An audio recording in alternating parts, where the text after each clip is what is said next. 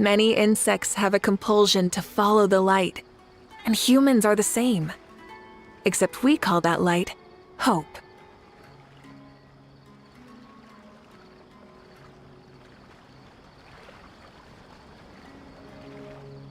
Sumeru specialty spices!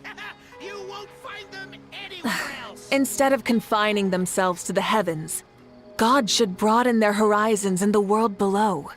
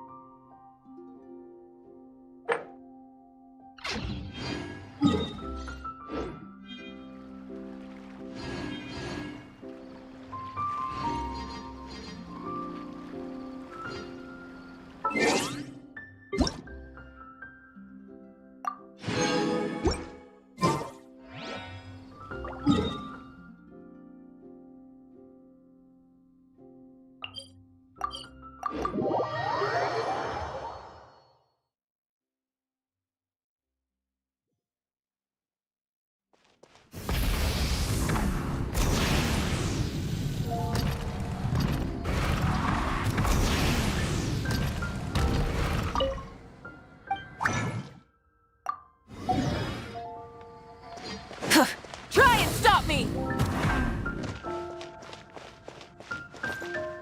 Add Astra.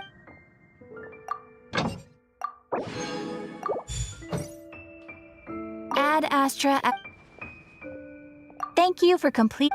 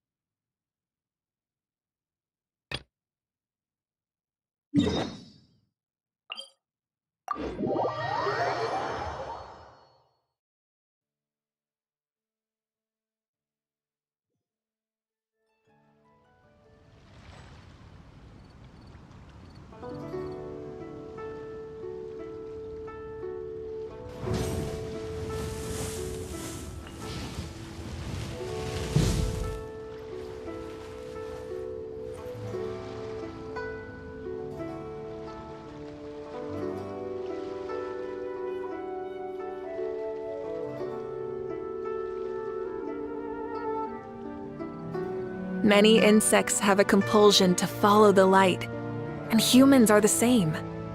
Except we call that light hope.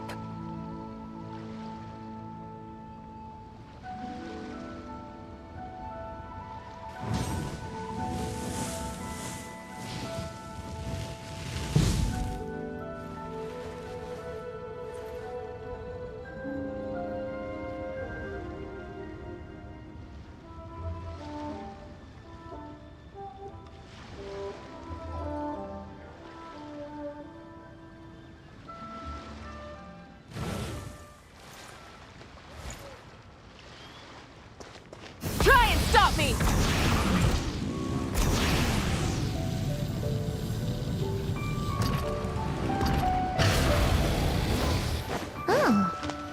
Baiju isn't in his shop.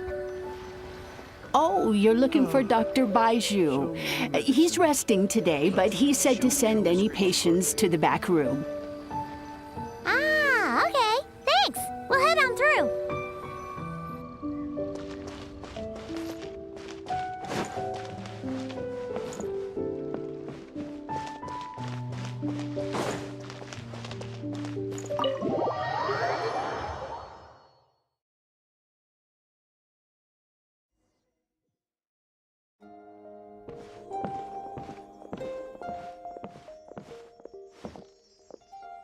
Traveler, Paimon, welcome. What can I do for you?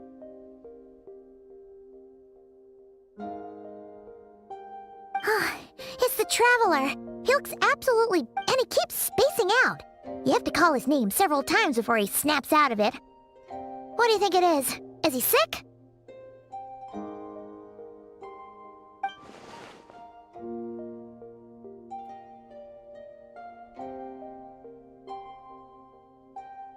Very peculiar. In all the time we've been acquainted, this is the first time you've come to me with a health complaint. Come, let me take a look at you.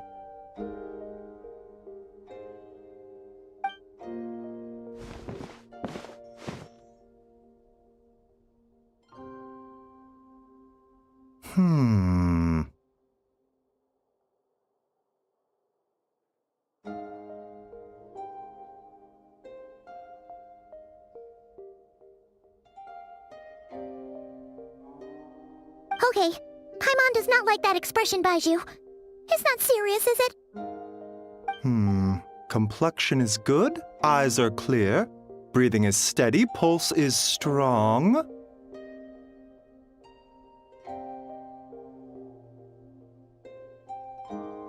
Physically, you appear to be in good condition, traveler.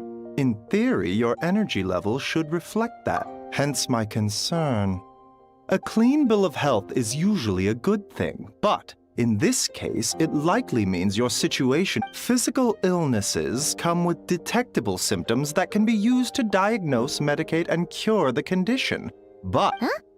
What do you mean, non-physical nature? curses, dark magic, it's hard to say.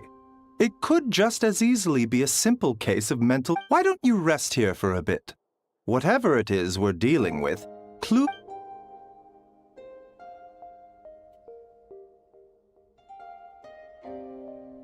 In the meantime, Changsheng and I will review the relevant literature for afflictions that present with mental.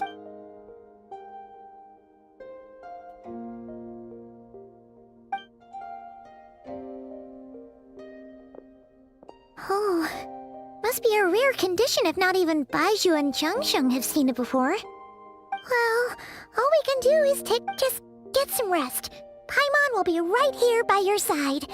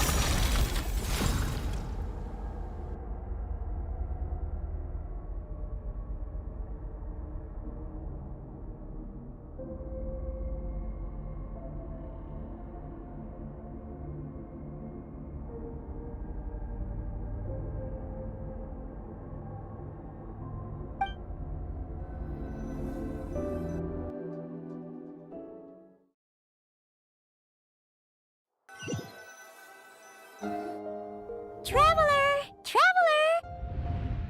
Rise and shine! Time to wake up!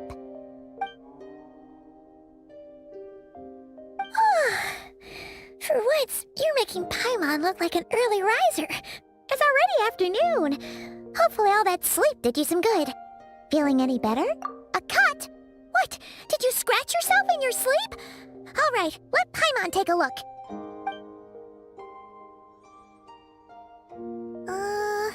Nope, nothing there. Okay, don't panic. Paimon heard that dreams tell us what we need by showing us the opposite. So, if you had a nightmare,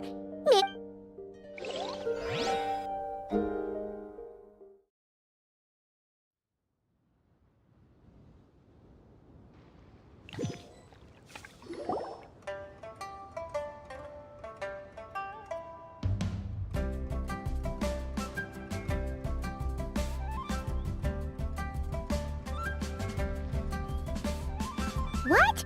So, in this dream, you were trapped in a weird... Oh. Okay, well, that's a new one. Are you sure it was a dream? Because from the way you describe it, it sounds like you were really there. But then again, you woke up right where you went to bed. And you were definitely in a deep... Then, it's decided. Paimon will stay up and watch over you tonight. If anyone tries to mess with you, Paimon will beat him up! Or, wake you up first and then we can beat him up together.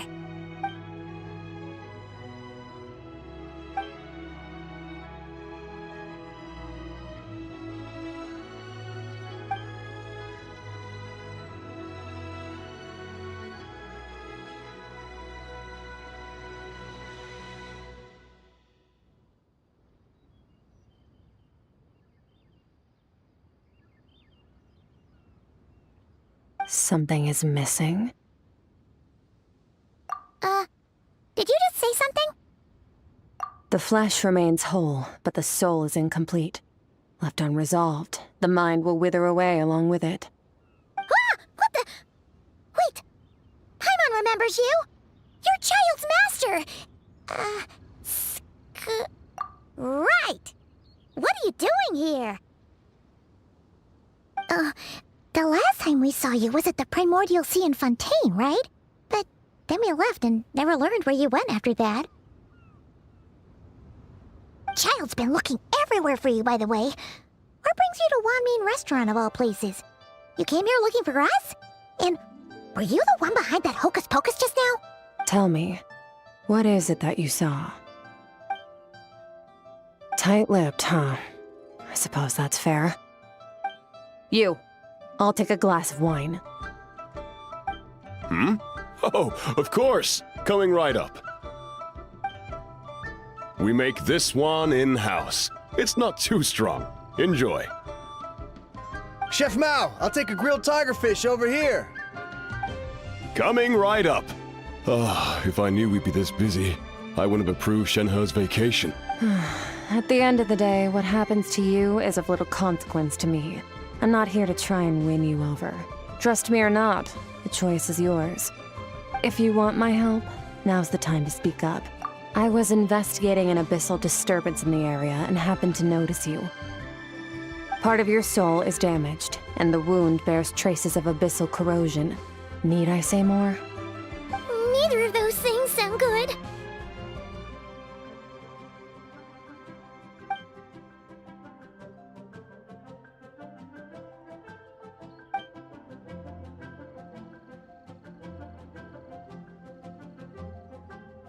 Well, should we trust her? She mentioned an abyssal disturbance. Maybe that has something to do with what's going on with you. But we could always find a Yeah, and that thing she said about your soul being damaged is scaring, Paimon. Definitely something we should fix. Skirk's an interesting one, that's for sure. But from what Child's told us, she doesn't seem... 1, 2, 7, 10. That'll do. Well, have you made up your mind?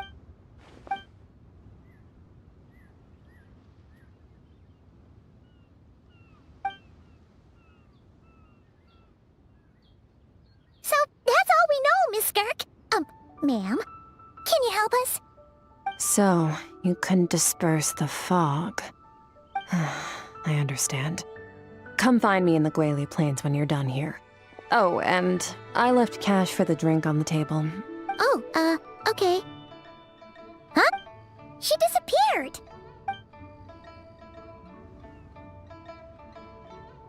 Wait, hold on. You over... Oh, no, this includes the drink, so it should be... I didn't think you two ordered a drink. We didn't. It was that lady who came and sat with us, remember? You sure? What? What'd you put in their dish, Chef Mao? Some kind of hallucinogenic mushroom? You got... Seeing things? Wait, so neither of you noticed her? Young lady? About... Oh, now you mention it, that vaguely rings a bell. Coming! Okay, what was going on there? It's like they didn't remember Skirk being there at all. Even Paimon was half convinced we hallucinated the whole thing. But that Mora she left for us was definitely real. Oh, this whole situation is giving Paimon the creeps. But anyway, she told us to head to the Guili Plains, right? Let's not keep her waiting.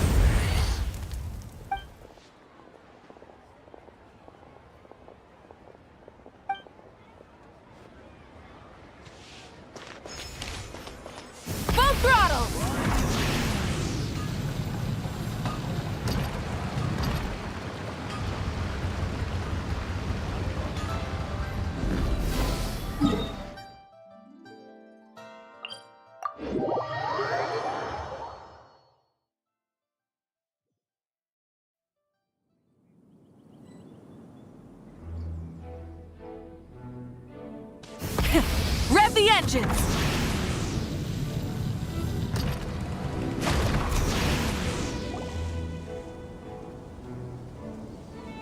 Whoa, what a huh.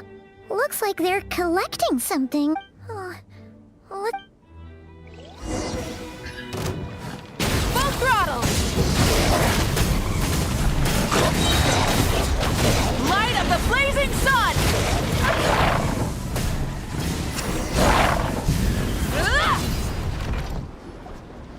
So, this is what they were collecting. Yeah. What is... From the moment they are born, all beings with great power have an impact on this world. Even if their body is sundered and their soul extinguished, their influence remains. Gods are the most common example of that. The remnants of gods who fell thousands of years ago remain buried deep within the earth. Together, these remnants form what you call god remains. And it appears that some of those nothing! Just wanted to make sure you were... real? She's definitely not a ghost traveler. Paimon poked her, and she's solid.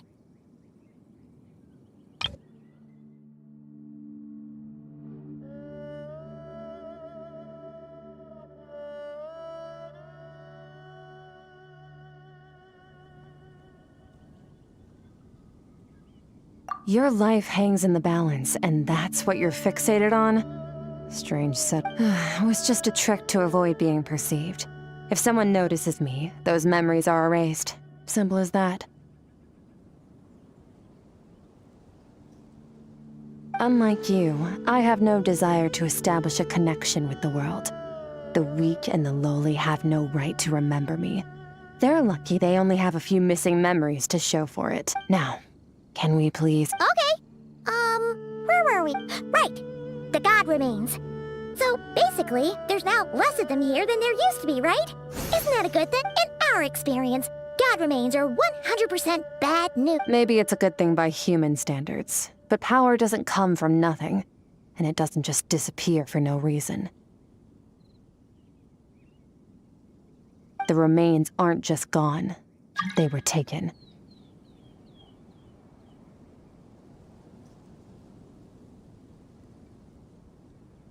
Very clever, traveler. You aren't the only one who had something taken from you.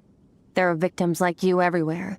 The only difference being, you can speak, and the remains cannot, so it went unnoticed. Something similar happened in Sumeru. Within the span of one night, countless consecrated beasts were slaughtered, and a large amount of the god remains buried in the desert went missing. Of course, god remains are just one of the targets. The culprit is chipping away at sources of power all over this world, including the Stella Fortuna above.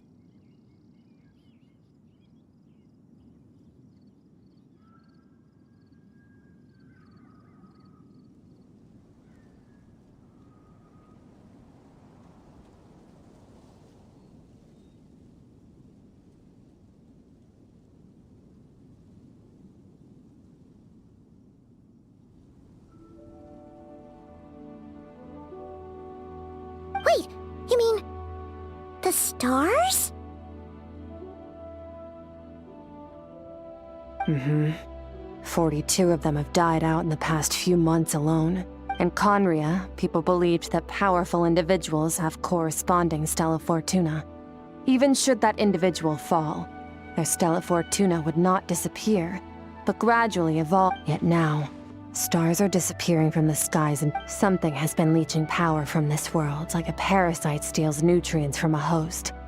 And this time, it only took a fragment of your soul. But next time, there's no telling how far it could go. No one knows. All I know for certain is this. Getting back what you lost will not be easy.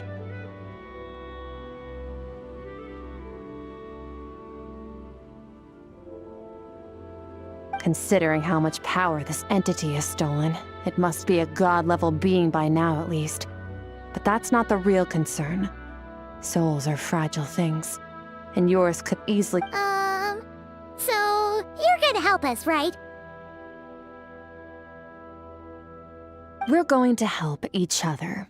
You are my ticket to uncovering this thing's true identity. Well, great!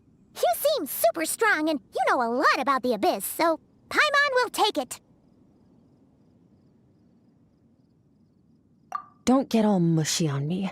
All I'm doing is helping you get back to normal after a sudden crisis. And I should warn you, getting mixed up with me can have unforeseen consequences.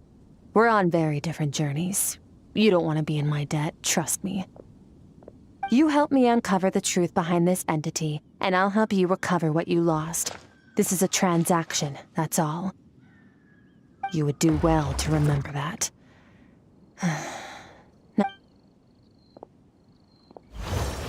Yeesh! You'd think she'd be a little friendlier since she's agreed to help us. But, well, whatever. If that's how it's gonna be, then she doesn't do— Ah! Paimon's got it! Frosty— Anyway, the important thing is that—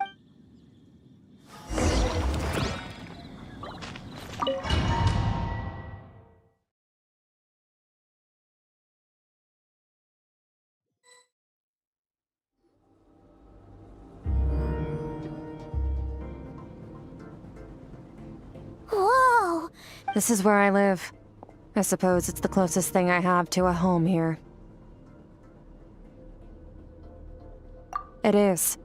I brought you here because time flows differently in this I don't know how much Ajax has told you, but when he fell into this space, I mentored— Ajax?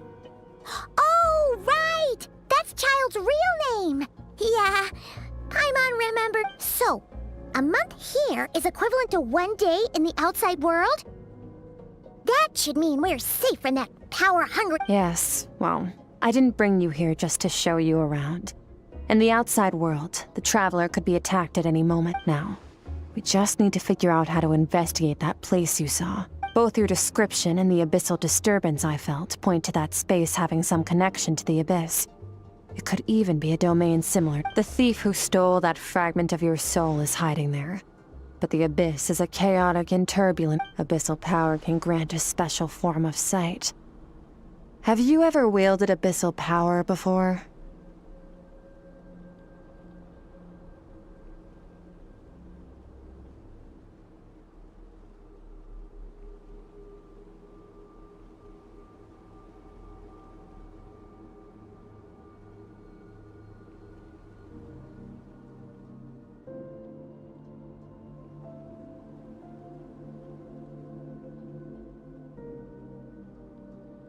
Okay. Do you plan to learn? That tracks. All the information you have suggests the Abyss is something sinister. And that abyssal power— And you're saying that's not true? Depends on your perspective. Floods and hurricanes take countless lives too. But if one day you gain the power to control them, what was once a calamity is now just another tool in your arsenal. I'll respect your opinion, though. Just means we have to turn to the second best option.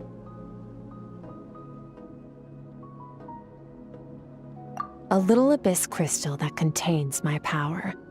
Wear it on your head, and we'll— Dream mirroring? It means experiencing whatever the other person is dreaming. Everything they see. Since you haven't studied the art of using abyssal power, and have no plans to jump in the deep end right now, I'll have to do the investigating for you. With dream mirroring, every time you slip into a deep sleep, I'll see with my own eyes whatever scene plays out in your mind. Then, I can guide you through the dream environment, and we'll take back what was stolen. Huh. You make it sound so simple.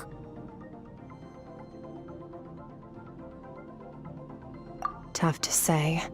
This is an unprecedented situation for both of us. Even assuming we do manage to find where this entity is hiding, like I said, getting your soul fragment back won't be easy.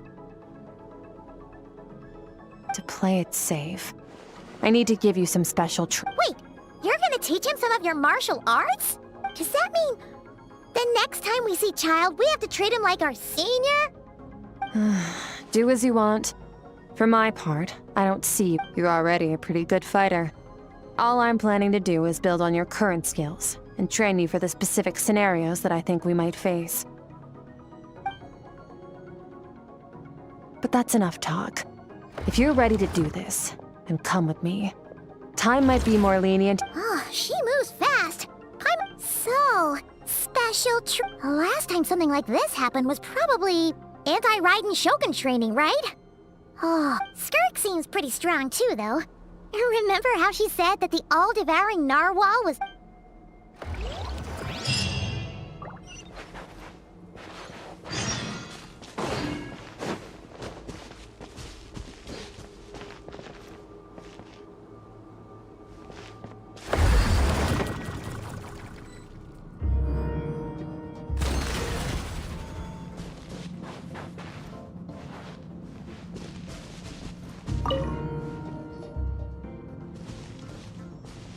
Ready? Your training will be split into 3 stages. Testing your blade work. We'll start with blade work. You're no rookie in this area, so during your long journey, you've no doubt sparred with a lot of talented sword fighters. You bet! There's Kaya, Master Jean, Kuching... Oh, and Kazuha, Ayaka. You sparred with a bunch of them too, right? Nice to know. Don't get too smug. In sword fighting, techniques alone are not enough. You need a cohesive system to bring it up. To use the human body as an analogy, your style is your skeleton. The foundation. Improving your sword fighting is like growing that body. If you're you need to do some introspection. Take a good, hard look at your past experiences and figure out which parts of what you've learned. Only then will you get the full utility out of all your thoughts and observations along the way. Only then will Wait, is that it? Paimon thought you were gonna teach him some cool new moves. Like when you went swoosh and opened a tunnel to another place.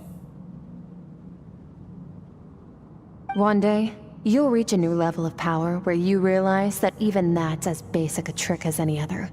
But right now, our sword styles are so wild, there are no shortcuts in the pursuit of power.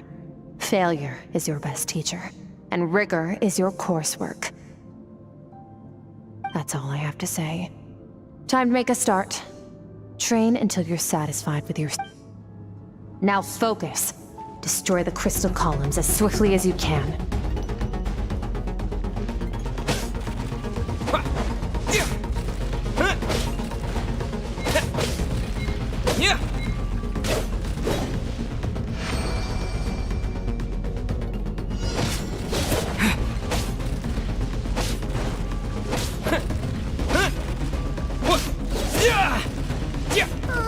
This is making Paimon's head spin. Hang in there, traveler!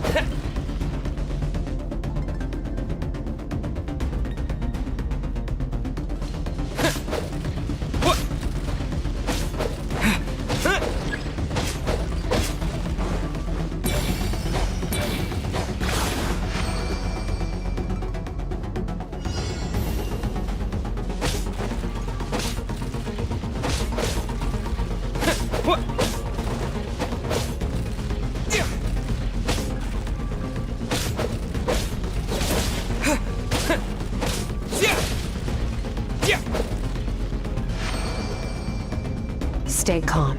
Use your head. You have to keep it together.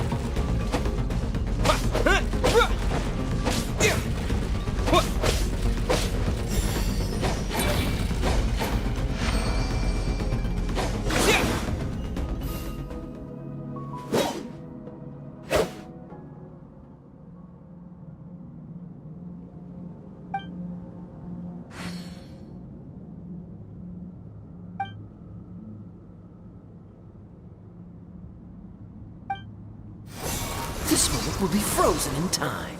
Cut to the chase. Consider a moment of true mastery that you've witnessed in another person, and ask yourself, what lies beneath the surface? Now take that and practice it right away with speed, skill, and strength, over and over, until your hand is one with your mind. This is the only... Step on up. Dance with the waves.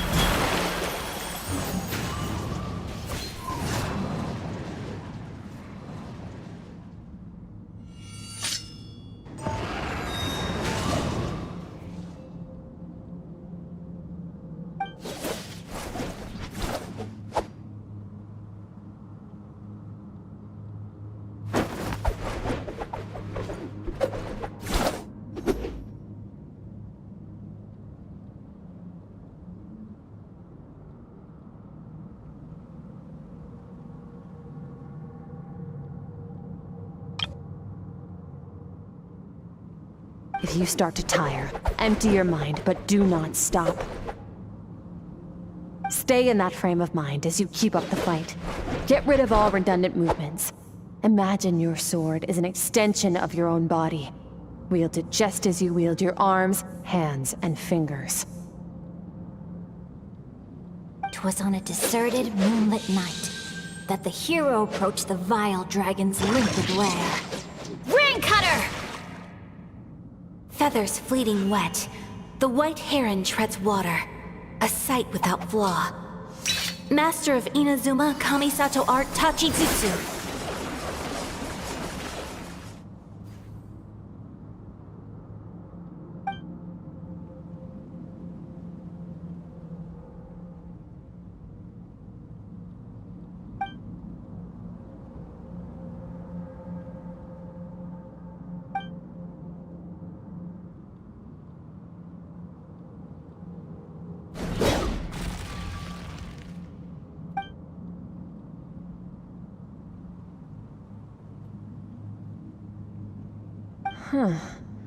Looks like you've made some real progress. Awesome!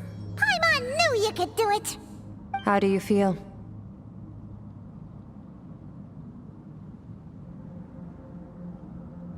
As you should be. Time flies when you're training hard. You've actually been going for... Yeah, meanwhile Paimon's had a whole bunch of naps. But you were so focused. Go get some sleep. I'll be doing the same very soon. Let's hope you see that foggy place in your dream.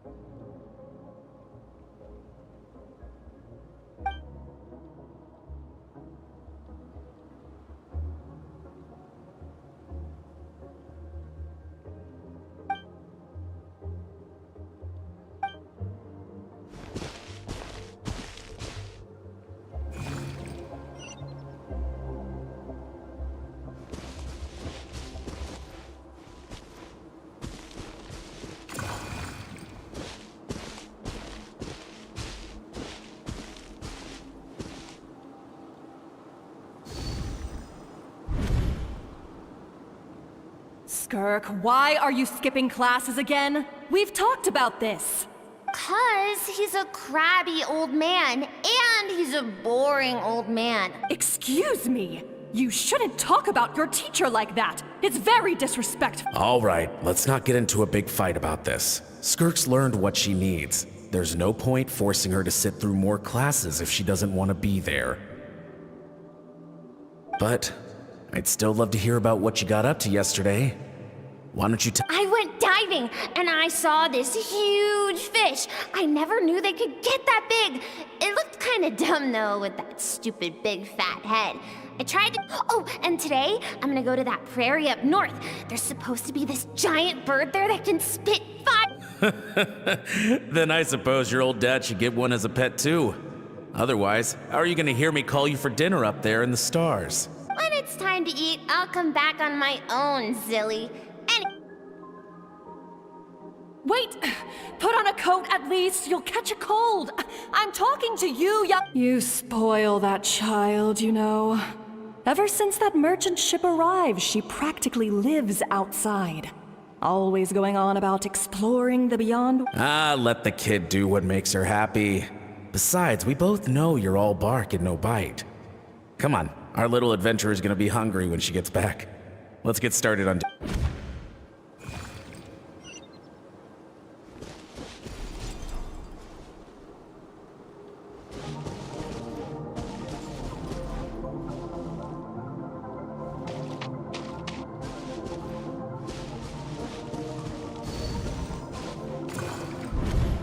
The stars shimmer high above, but mountains as far as the eye can see, an endless snowy plain. I can't be the only one asking these questions.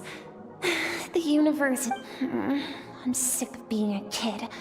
There's so many— But for now, I'm starving.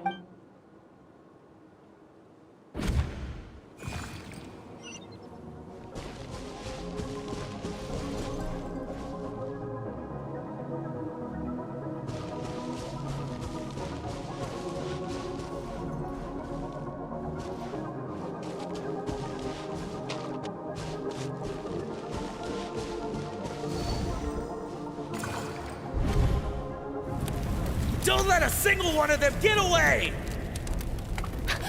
No, please, spare the children! Stay back! They're coming! Run! Help! Eliminate the threat. Take him down. Don't be scared. Help! This way! We'll never make it! Fire. There's fire everywhere. I told you we shouldn't have trusted these outsiders!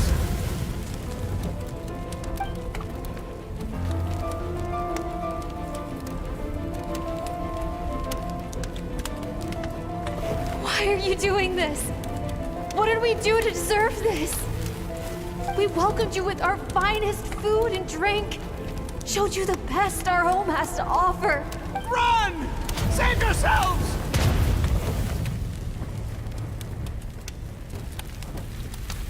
Captain, Zone 3 is clear and we have Zone 2 surrounded. Begin extermination. Remember the orders. Rest assured, sir. We have enough munitions to annihilate these savages and burn their entire civil— Good. The only ones who put up a real fight are that man and his wife, correct? What's their status? We shot the man in the ankles and the wife broke her wrist attempting to fight back.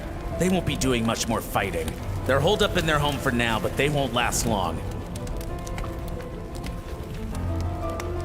To prevent them from making some kind of last stand, we're planning to clear out the other zones first so we— Well, well. Turns out some of these beasts do know how to use their claws. Now let them cling to what's left of their lives for a little longer. Once the other zones are cleared, I'll cut off their heads myself.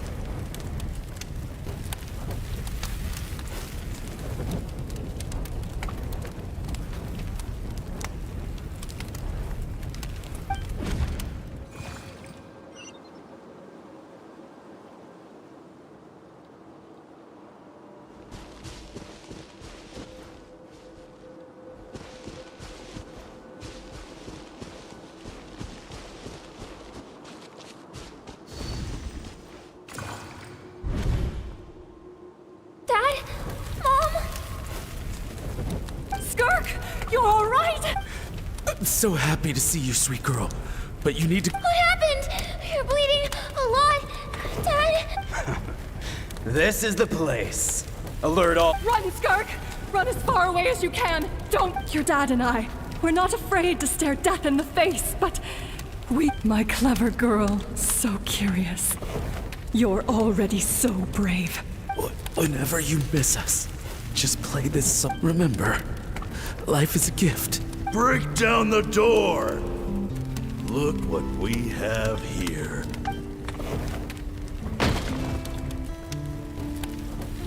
You! Stop singing! Shut it!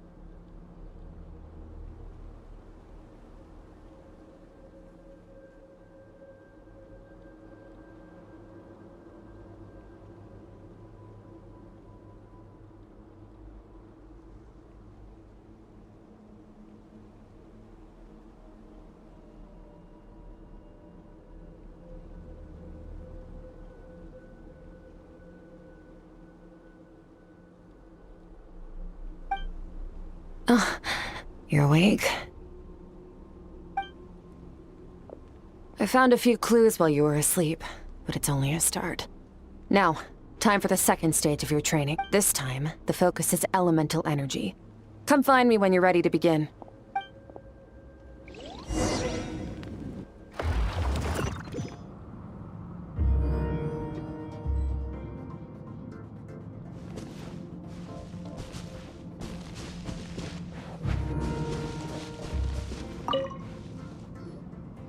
Man, staying in the abyss feels so surreal, don't you? No day and no night. It's like time hardly exists. Well, except for the fact that Paimon still gets hungry like clockwork.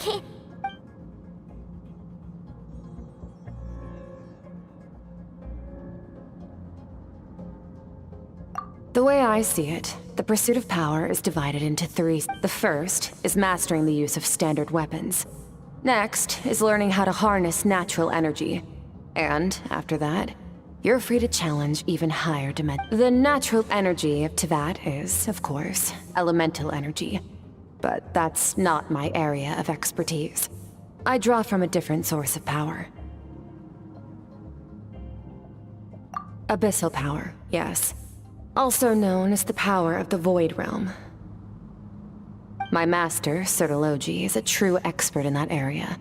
After all, he was one of the group of 5 that infamously stole the all-encompassing power of the Abyss. And the elemental energy of Teyvat, on the other hand, is derived from the power of the Light Realm. These two forms of energy exist in direct opposition to each other. Suffice to say, there's not much I can teach you this time. A keen observation, traveler. Call it respecting local norms. The Abyss stands in direct conflict with the will of this world. So, to make my life easier, I disguise my power to make it appear cryo-like in nature. It's a technique I learned from some Conrian ruins, known as the Seven Shifting Serpent. If you ever change your mind about delving into abyssal power, I can teach it to you.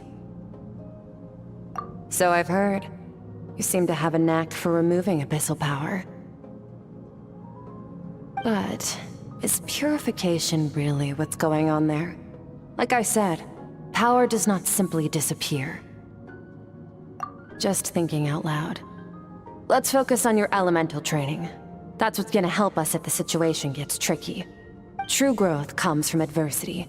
but only if you make the choice to pick yourself up again every time you fall. So, it's time to push yourself to the limit, and then keep pushing. This is the only way to advance at pace. Use the power of Animo to clear the field as fast as you can.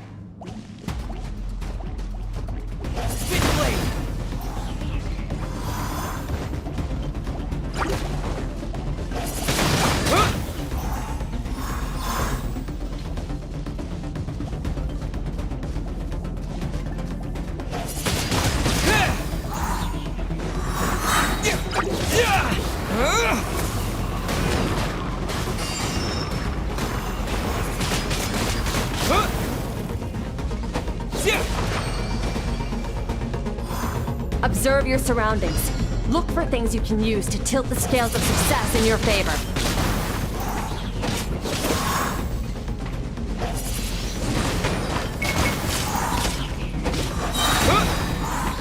Disappear! Windblade!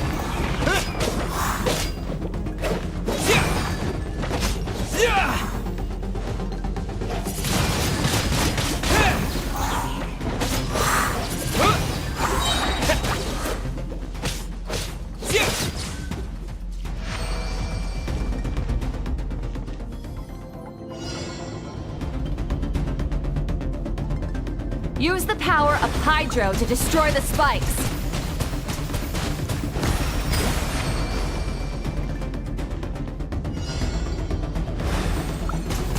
Faster. Don't give them a chance to strike you.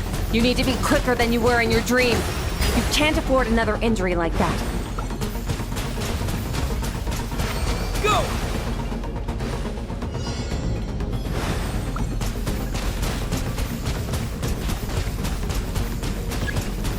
Water jet!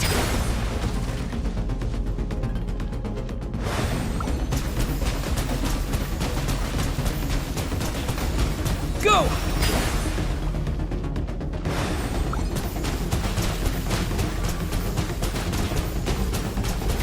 Go!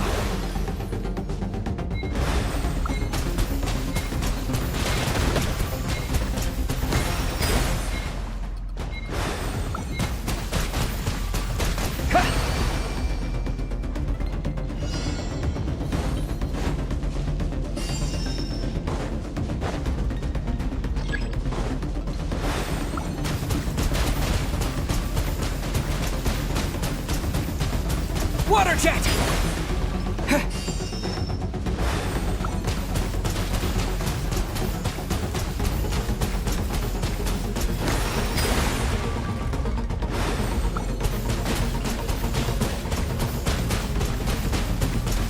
Water jet!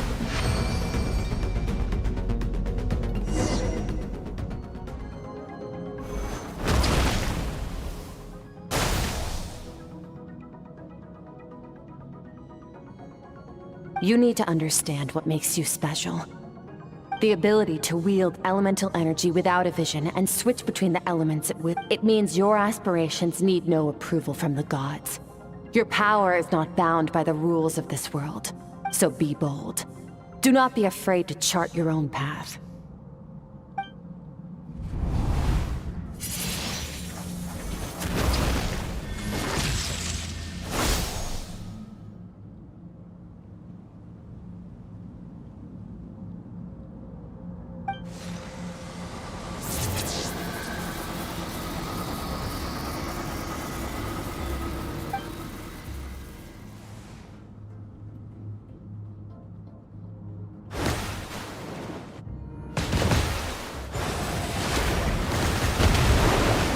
Very good.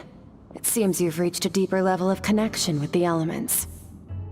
Long enough for you to lose yourself in your training, which is a good sign. Relentless practice with the elements has drained all your strength. Get some rest.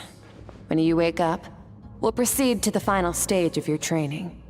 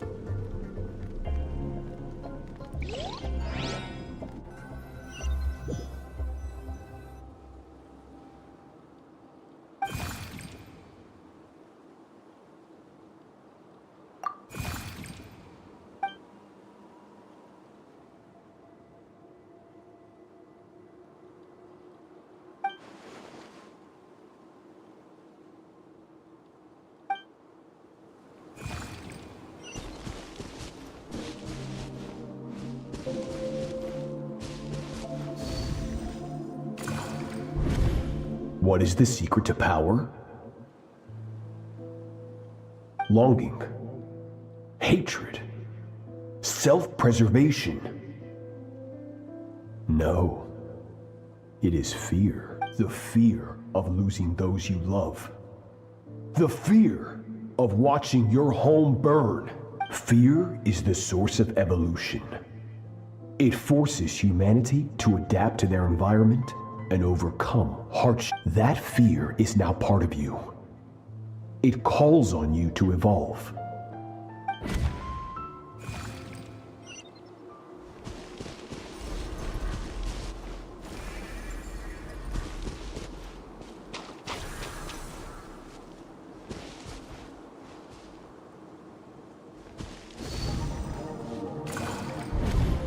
Any minute spent missing home is a minute wasted.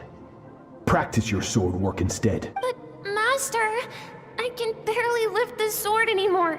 If I keep going, I feel like my wrist is going. So it has not broken yet. Then pick up your sword and keep practicing until it breaks.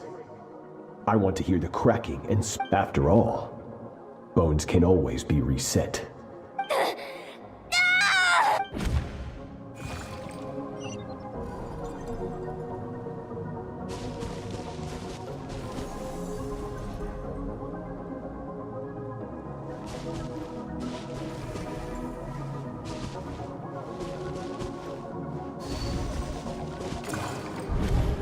Good, Skirk.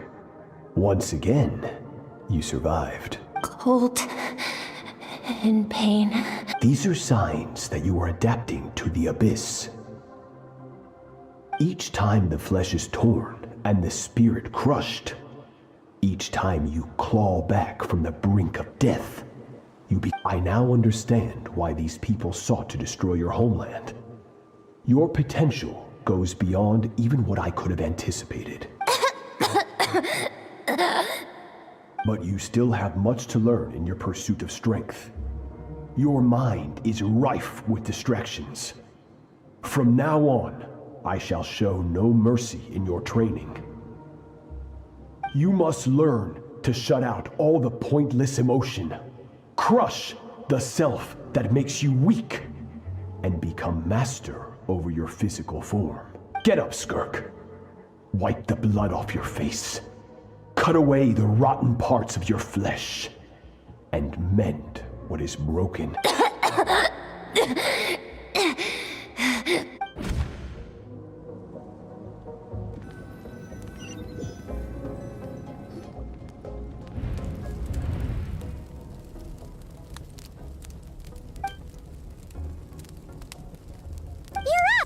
Hopefully you got some good rest. Skirk said to tell you that she's ready to start the final stage of your training whenever you are.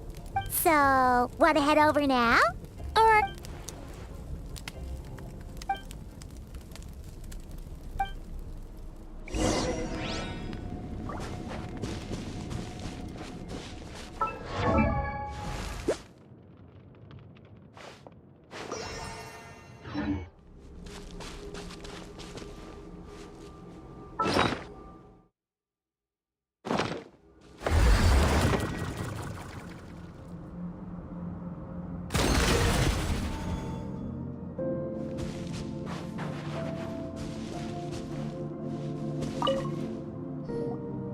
From your training so far, you have gained a better command of the sword, and more control over your elemental abilities.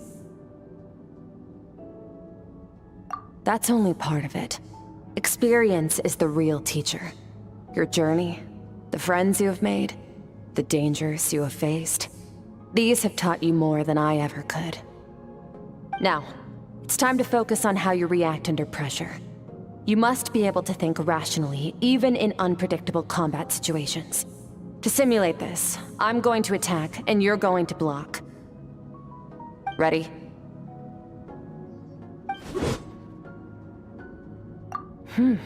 Not bad.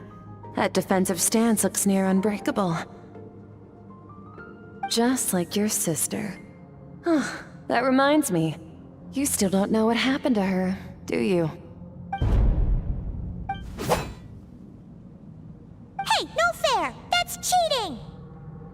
You think every opponent has the same moral code as you? You can denounce their deplorable methods all you want, but only if you live to tell the tale. The dead don't get to complain. Strong emotions will always arise in combat.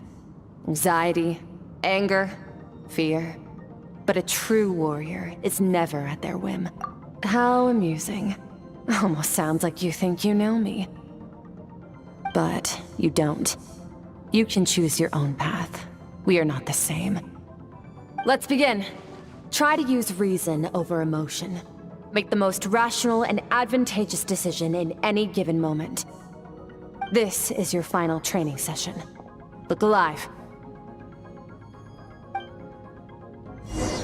Same drill as before, but this time I'm going to interfere. Hold your focus.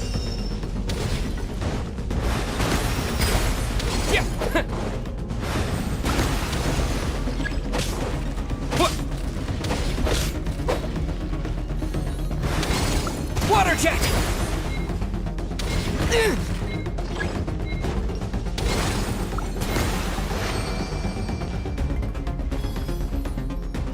Water jet!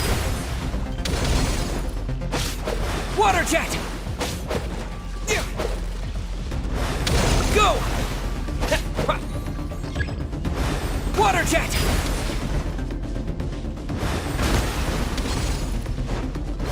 Go!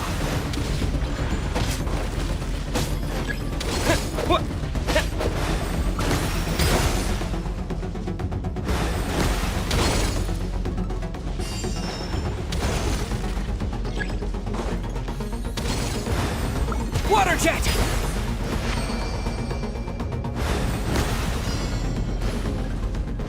Go!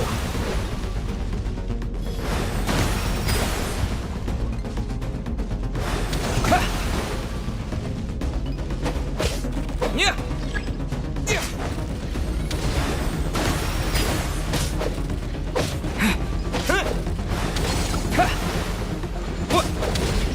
Water jet!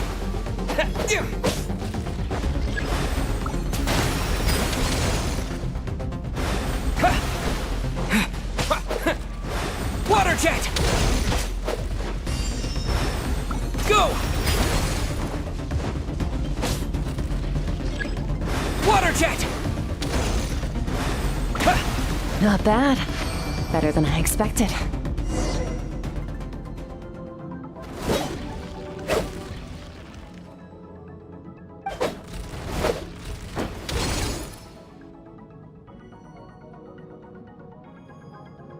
You're getting the hang of it. The first step to controlling your emotions is controlling your mind.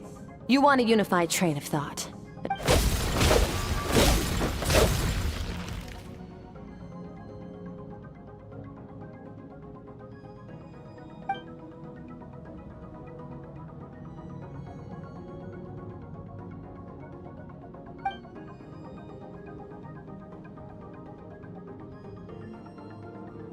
Your mind is rife with distractions. From now on, I shall show no mercy in your training. You must learn to shut out all the pointless emotion, crush the self that makes you weak, and become master over you.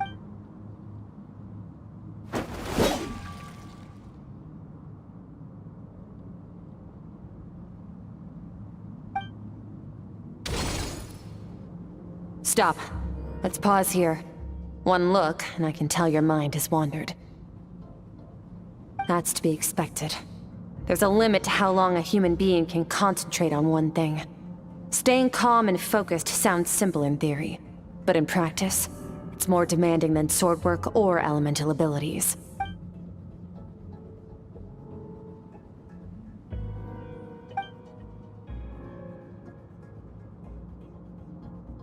Get some rest. No point training further if you're already dead on your feet. Like I said at the beginning, the only goal of this training is for you to reach a point that you managed to push past your limits, which is a good start.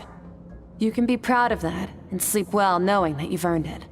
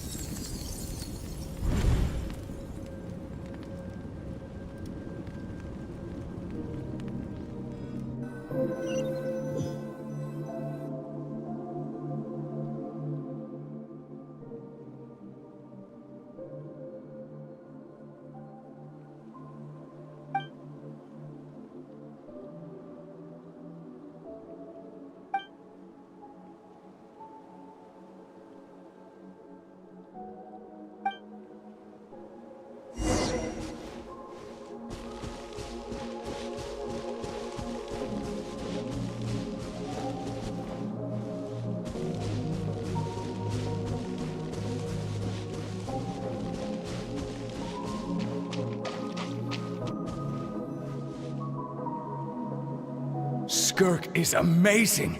She faced down that terrifying giant and cut its head clean off. Oh, she got hurt though, didn't she? I heard it was pretty bad. Yeah, well, that's a given. But the moment she was on the mend, she got right back to practicing her. I heard Master suffered a grave injury once too. Lost an arm and a leg and still came back stronger than ever. Skirk's becoming more like him by the day. Incredible. I wonder if I'll ever reach their level. They're always so resolute.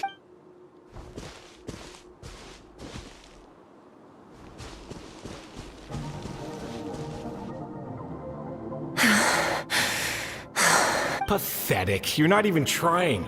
You're so much weaker than you think. Skirk, have you become a positive light in this world?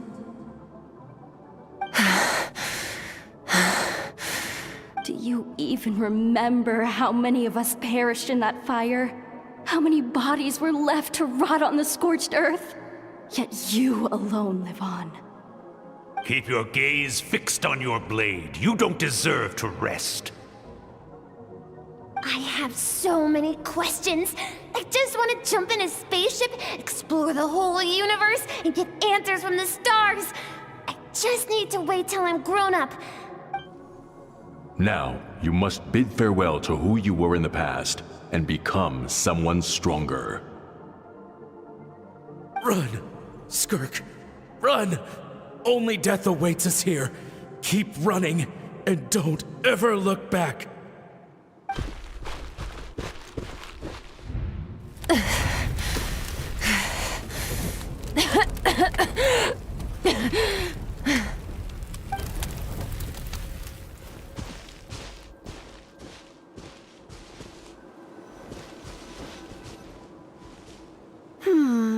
Let's see here.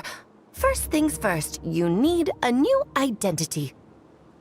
Going around telling people you're from somewhere beyond the stars won't do, now will it? How about saying you hail from beneath the earth instead? As the Conrian saying goes, venturing out into the universe and down into the abyss are the same in that both are braving the dark unknown. Well, I'm a visitor on this planet, so I'll follow the rules. Ah, splendid. That saves me quite a bit of trouble. Let me offer you a piece of advice in return, although it might not be what you want to hear. I know the pursuit of strength is important to you, but taking a moment for yourself every once in a while... Ignore her existence for too long, and there will come a day when you can no longer hear her voice.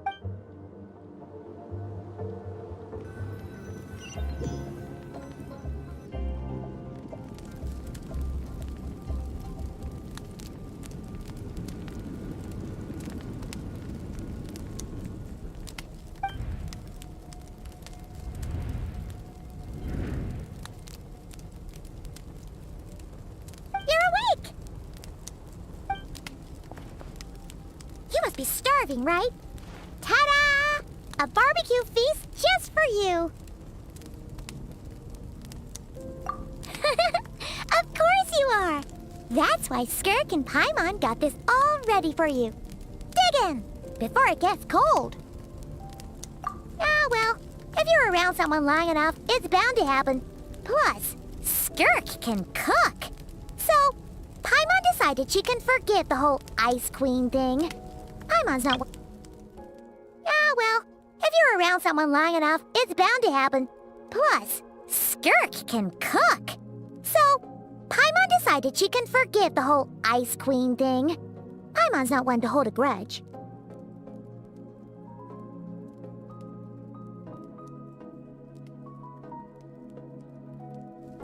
Here's an idea. Let's save the chit-chat until after the meal.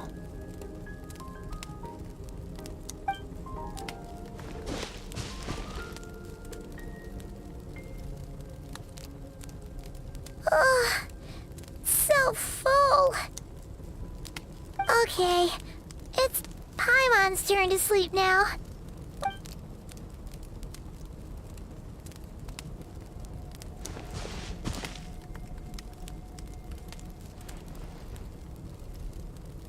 have good news. First, your training is complete.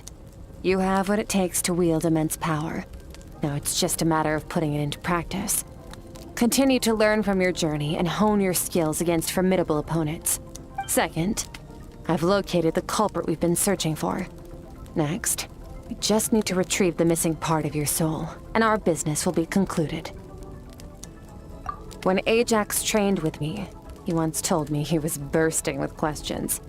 So I allowed him to ask me 3 of them before he left. You and I may never meet again, Traveler. So if there's anything you want to ask me, now's your opportunity. Just like Ajax, I'll answer 3 of your questions.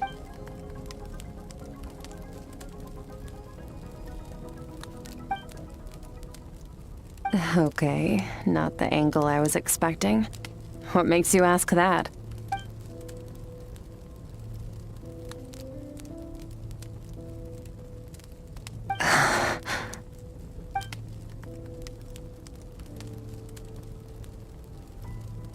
I knew that was a possible side effect. Closed off my mind to you for that exact reason. Even with the dream mirroring, you should have seen nothing but endless darkness.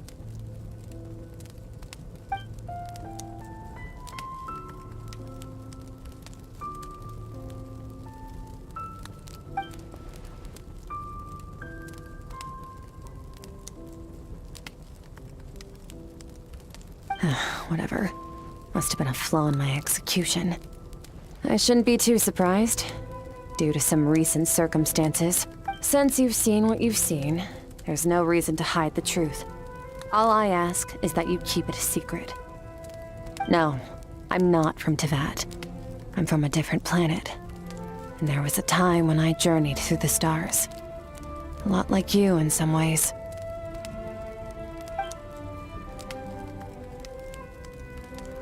No, we're different in that respect.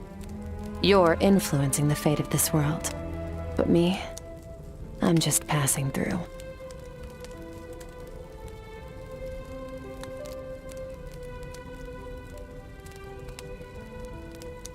Several hundred years ago, my master, Sertologi, opened the border between worlds and sent me here. But this is not my home.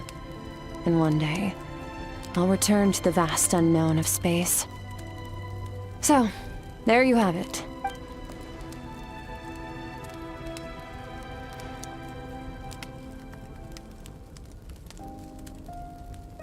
To become stronger. For certain reasons, I need to bridge the power gap between me and my master as quickly as possible. But first, I need to understand the source of his strength. To do that, I need to follow in his footsteps, walk the path he once walked, and somewhere along the way, I'll find out how to defeat him. Okay. You have one question remaining.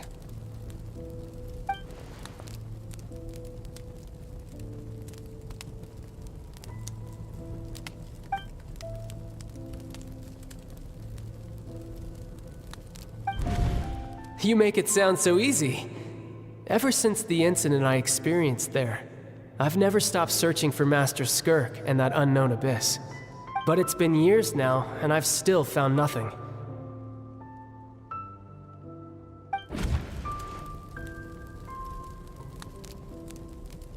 Well, your last question?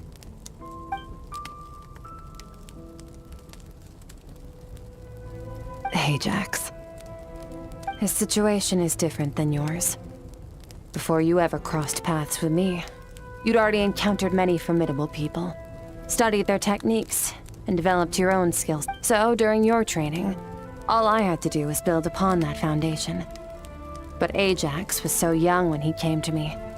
A complete blank canvas. Children can't help but imitate their role models. In the long run, that would only hinder his growth. Once Ajax has enough strength in his own right, I will allow us to meet again. Until then, let that motivate him to reach his full potential.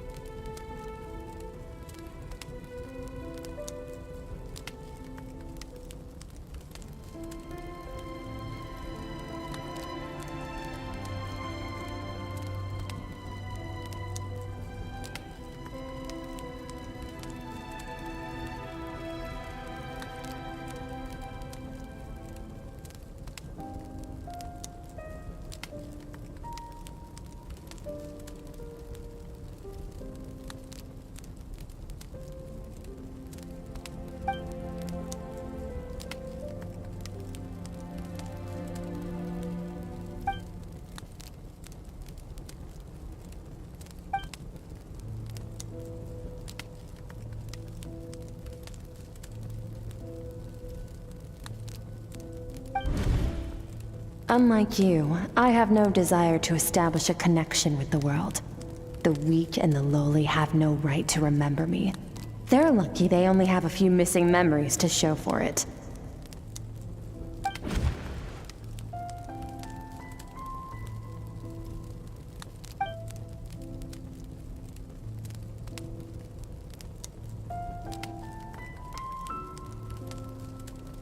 Wake up your companion.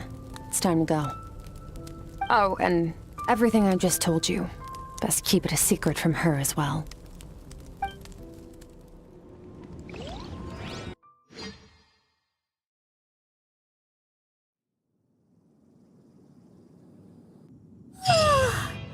Time to go. Oh, finally. Where are we headed? Just follow me. I'll open an abyssal rift close to the culprit's location. It will take us to where he's hiding.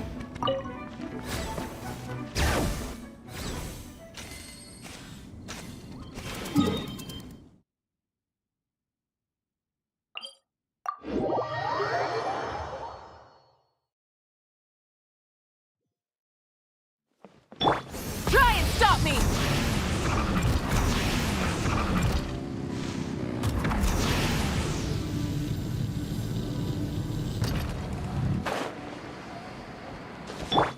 Bring it! Wait. This is near the chasm, right? Yes. If we enter from here, we'll be able to reach that place from your dream. You have some experience with abyssal domains by now, but still, this is someone else's territory. Don't worry. Paimon's an expert at hiding behind other people for safety. Oh, but, that means you need to stay safe, traveler. All right. Remember your training.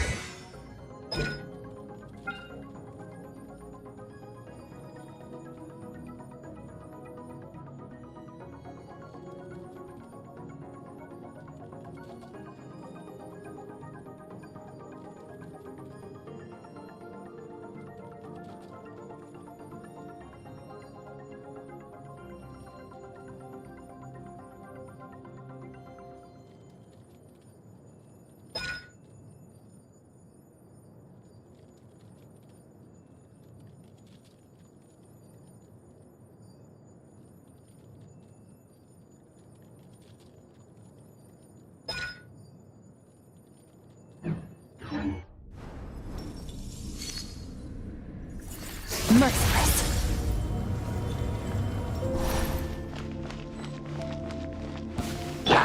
Go! Wipe out!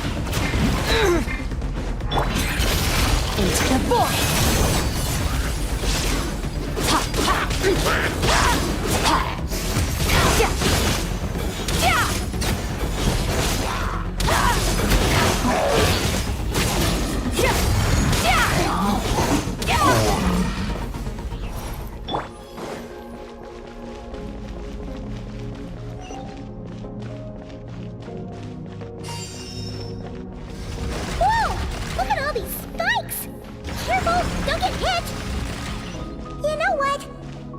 Just gonna float behind you. Come on, you got this.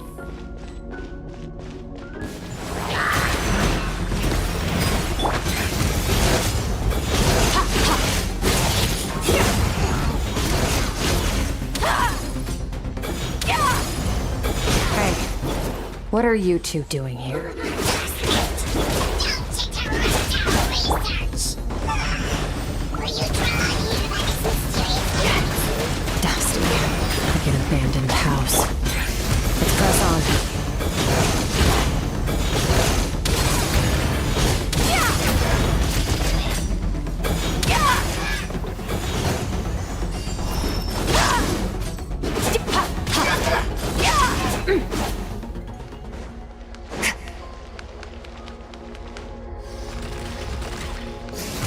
distinguished.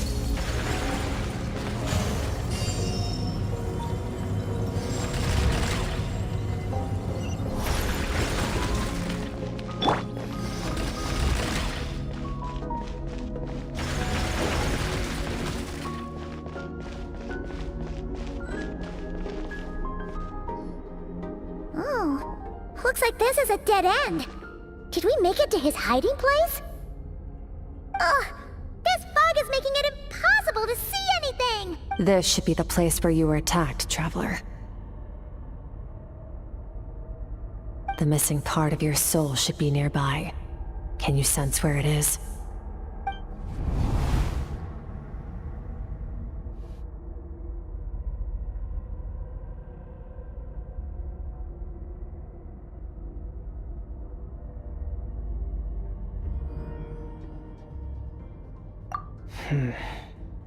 Our opponent must have covered his tracks just in case.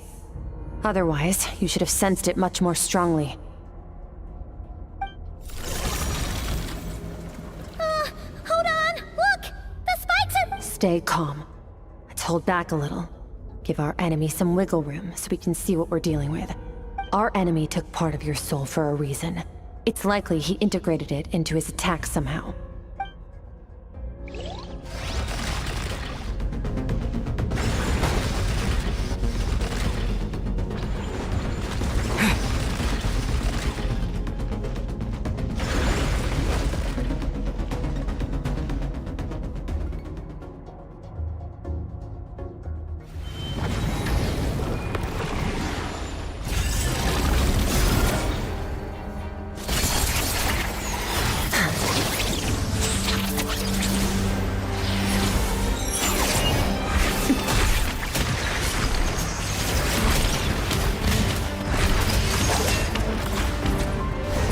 From the start, the attacks have been focused on me.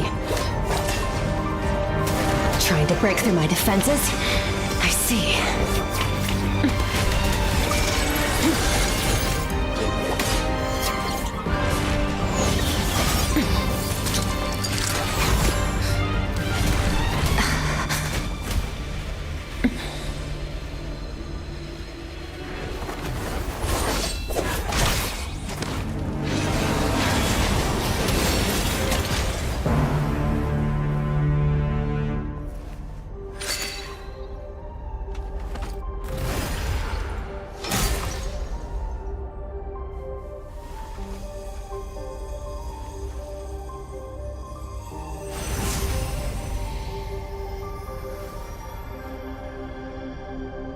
There. I got it back. Traveler! Skirk! What happened? It looked like Skirk just got—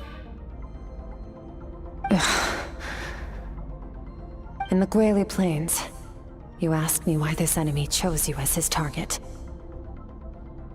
Now, the answer is clear. It's not just the fact that your strength is impressive. It's also because of your ability to, as you put it, whatever that actually means. The fact is, that ability allowed him to do something that should have been completely impossible. Namely, break through my defenses and steal my power.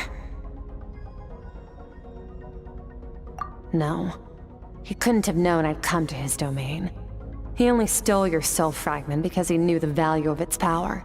I doubt he expected it to come in handy, so call it fate if you want. I believe that's the term they use in this world for arbitrary coincidences like this. In any case, it works to our advantage. Once I realized what he was using that power for, it gave me the chance to get back what you lost. I'll cope. Well, done gorging? Good. Time to answer some questions. How did you get the power of the all-devouring narwhal? The all-devouring narwhal? Oh, of course! Paimon knew that spike thing looked familiar. It looks just like that narwhal's— I highly doubt you acquired that power through your own strength. Tell me I'm wrong. You're desperate enough to scour the land for god remains and whatever vestiges of power you can find. That alone proves you wouldn't be able to defeat a creature like that.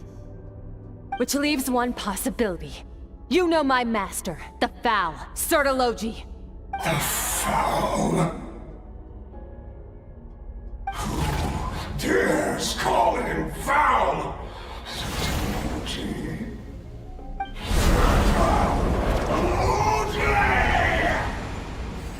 What's wrong? Bit off more power than you can chew? You're struggling to hold a basic conversation. Just a little longer. Look! It's back!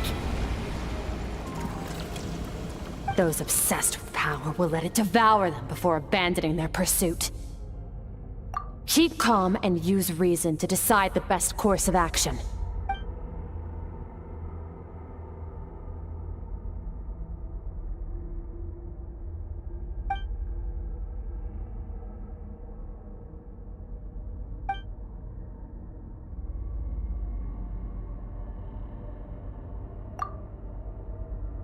Wise decision.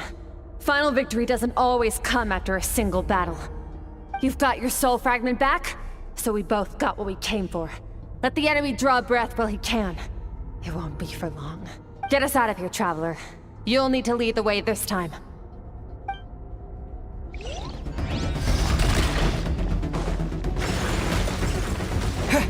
Skirk, is your shoulder gonna be okay?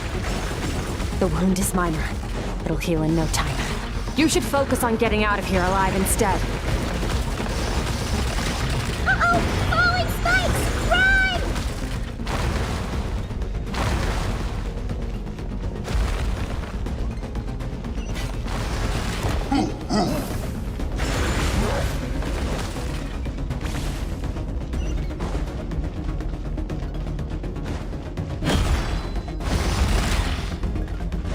Watch out! Looks like this place is about to collapse!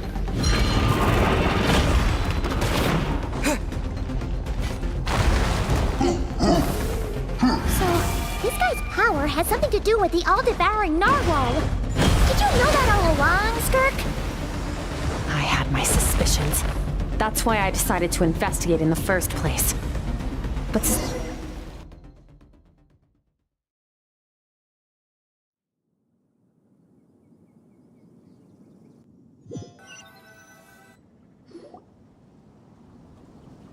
Phew. Oh, we should be safe here, right? I no longer sense his presence. Can't have followed us out of that abyssal domain. Weaklings like him will find that my power is not so easily controlled. He won't be leaving that place until he's managed to digest it.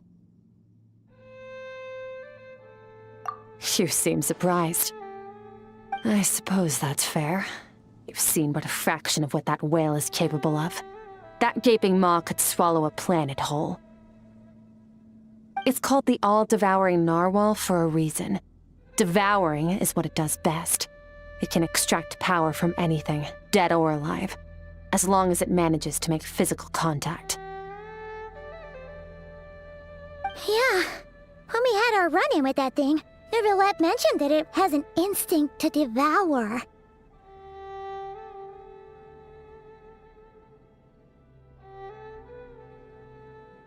Your dragon friend recognized the nature of its abilities and used the power of Hydro to protect you. That worked because it was in a satiated state, so it was somewhat less aggressive than usual. It's a different story when it has no more power to feed off of. That's when its true voracious nature kicks in. It could devour everything on the planet in that state, which is why I cast it into that void space. But I hadn't counted on there being anyone left on this planet capable of wielding its power. To me, that says he must have encountered the whale a long time ago. Meaning, he must have known my master. Exactly. It told me everything I needed to know. Hence why I said we both got what we came for.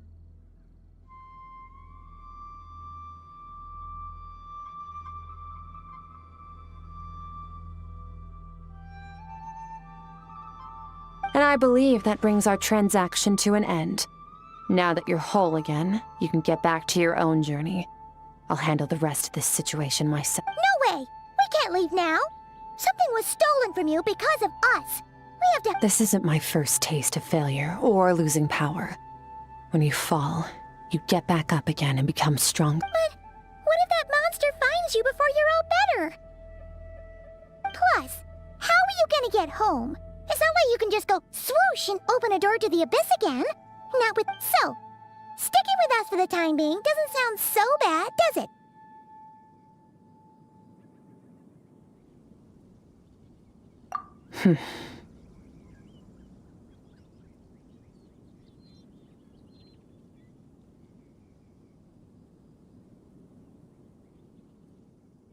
Fair enough. Then take this. What is it? A bag of Mora. Nothing in this world is free. I know that much. I'll leave the planning to you. Hurry up and decide where to go. We shouldn't linger. We should take Skirk somewhere she can rest. But where?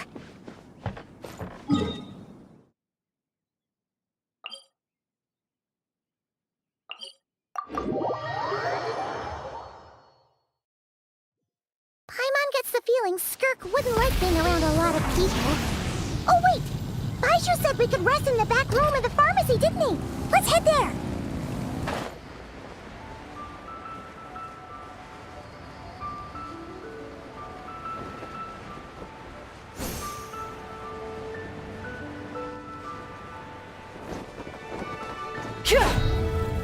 Rise with the sun!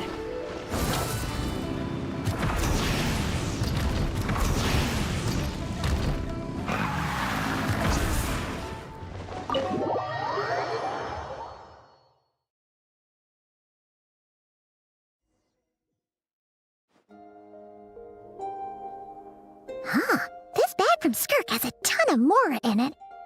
Does she have a job or something? Wait, no. After what we saw at Wamin Restaurant, that seems impossible. Can you imagine? I'll be collecting my paycheck now, boss.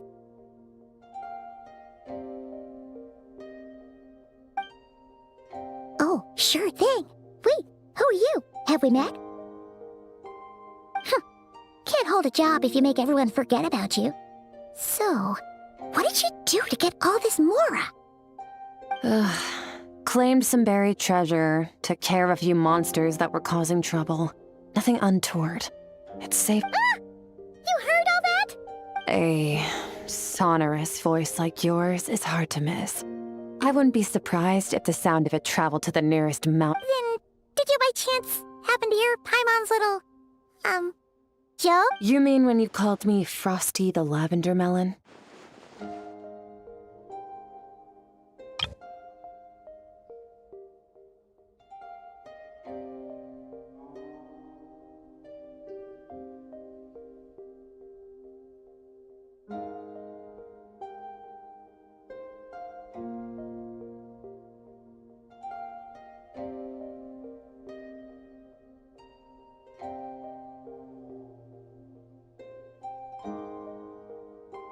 No, sorry.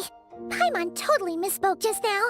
She didn't say that at all. It was, a Paimon lookalike.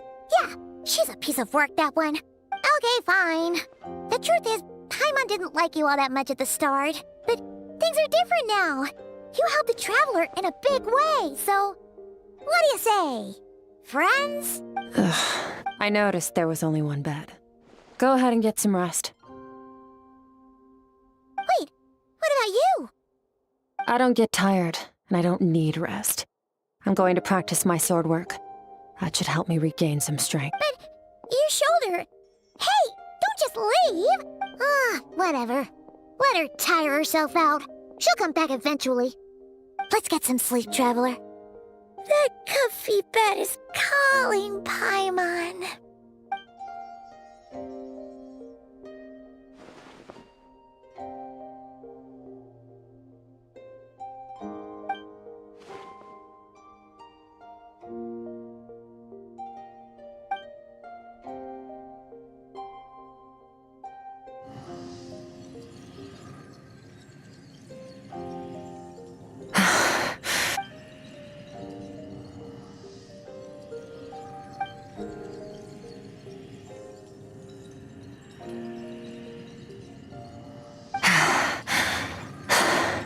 quiet.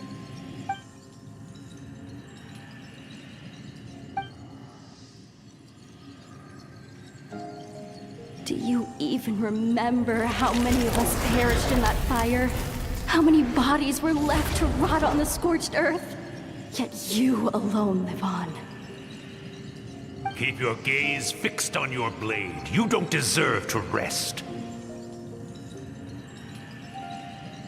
Run, Skirk. Run! Only death awaits us here. Keep running.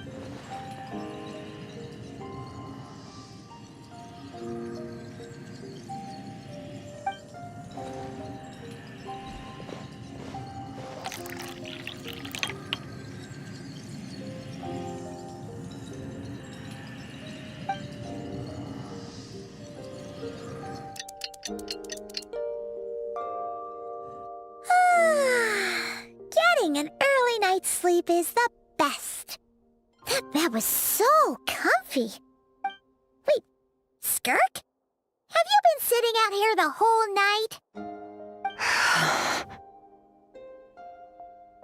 About 60%, maybe 70. Whew!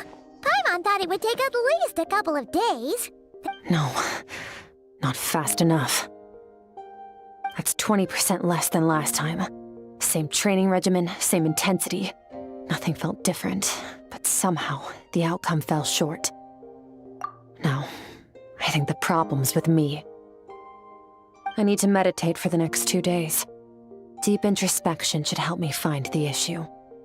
Ooh, sounds intense. We'll watch over you in the meantime. Thanks. See you in 2 days.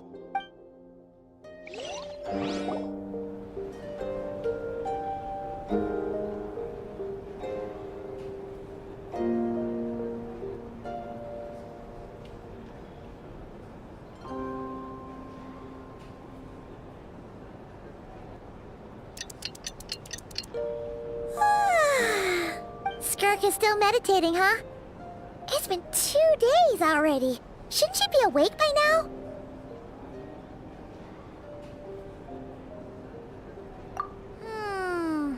Paimon can't think of anything we can do to help.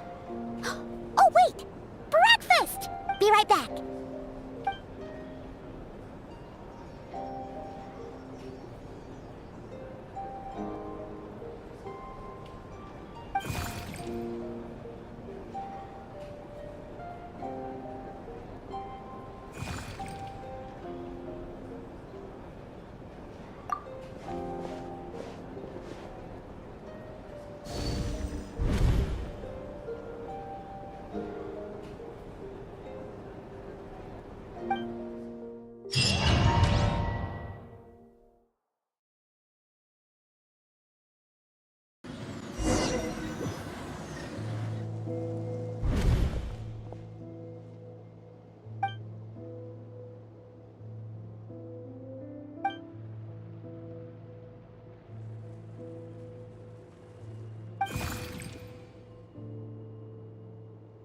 That's right.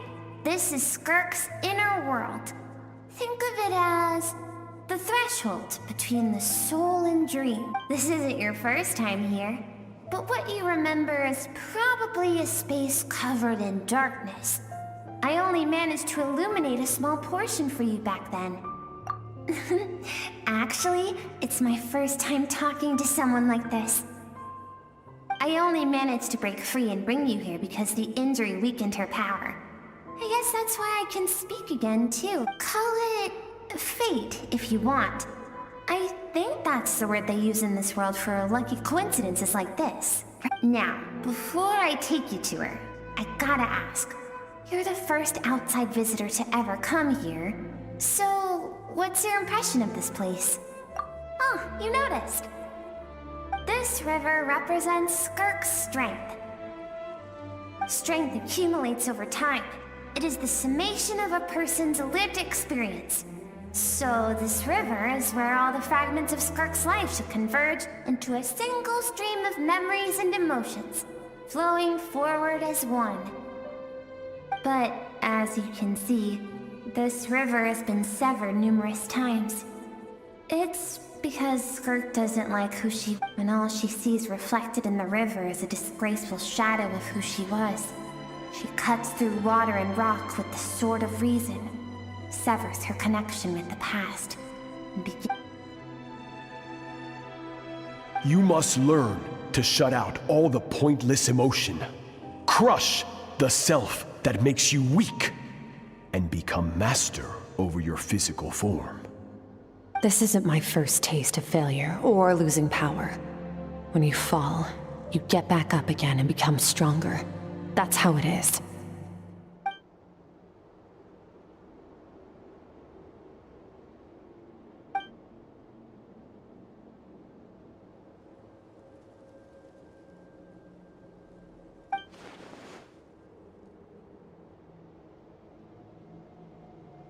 The answer to one mystery invites another question, I see. Let's follow the river upstream. There among the cliffs, among the memories etched into her heart, lies the truth of it all. Soon, you'll understand everything.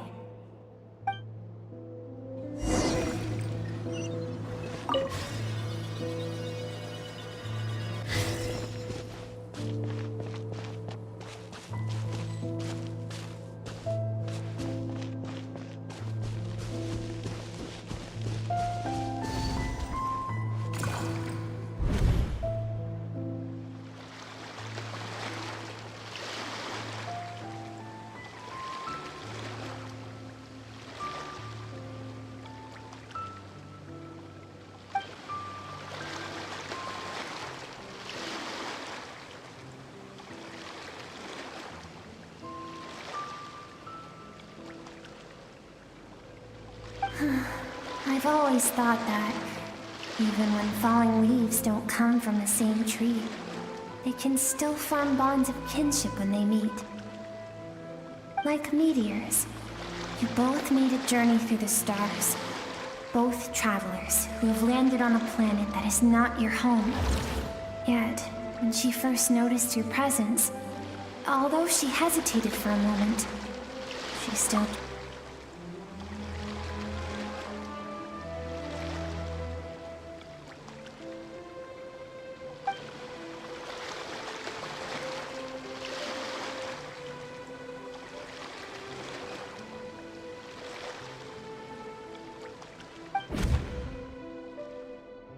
Seems like you've answered your own question. Skirk sees herself as a trespasser in this world. She's made a conscious choice to avoid altering its path. But the reason for that decision... Let's keep going. It's still a long way to the source of the river.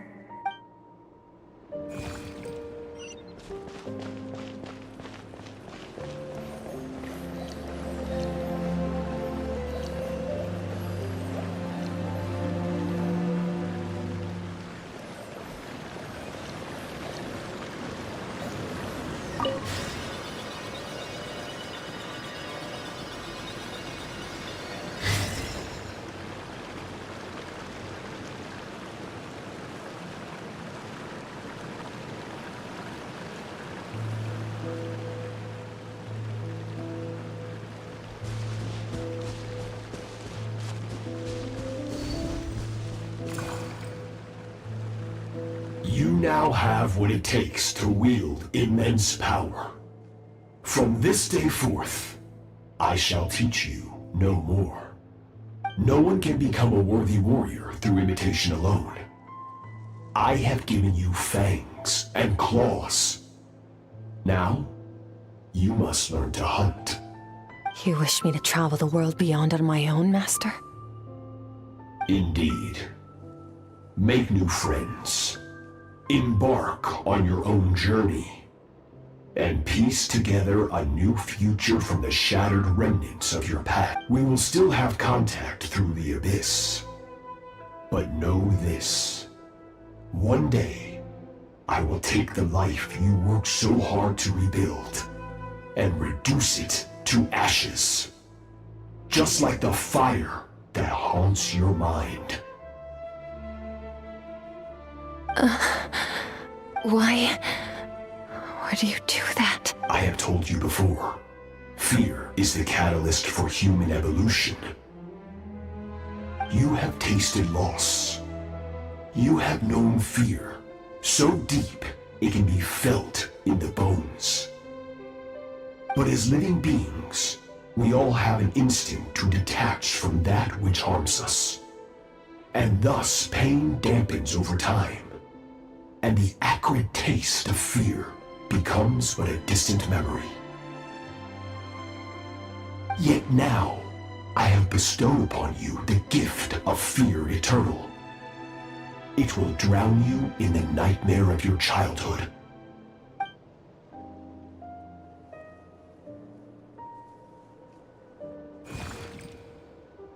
That is what Skirk's master, the foul Sertology, looked like at one point in time. Of course, as a higher being, physical form is a triviality to him. He could appear as a beast, a human, or even a monster that defies description. The form you see him in here, clad in abyssal armor, is the one he usually...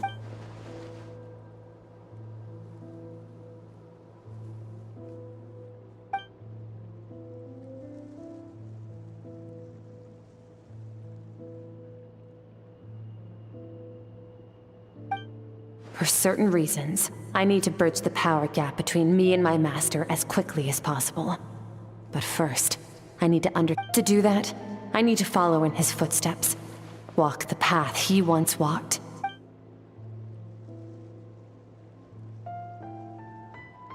I'll let you in on a little secret.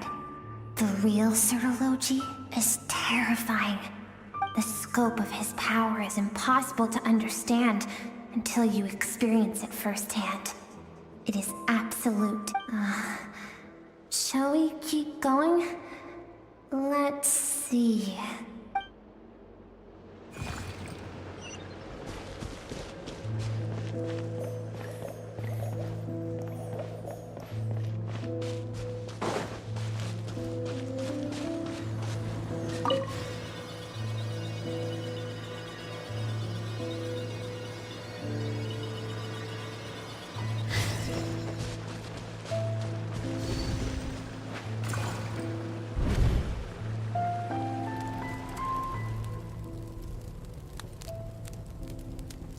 We've made it quite a ways already. This is Skirk, when she first began training under Sertology. I have set your broken wrist. Tomorrow, you're to train twice as hard. No tears this time. Good. Attempting to garner sympathy through tears is a habit of the weak. A pitiful, useless ploy. Can I ask a question, Master?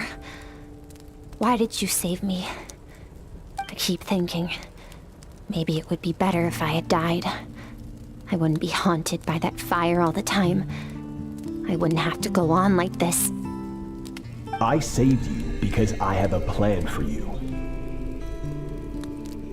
It has been too long since I fought a battle that demanded my full strength, and I hunger for it.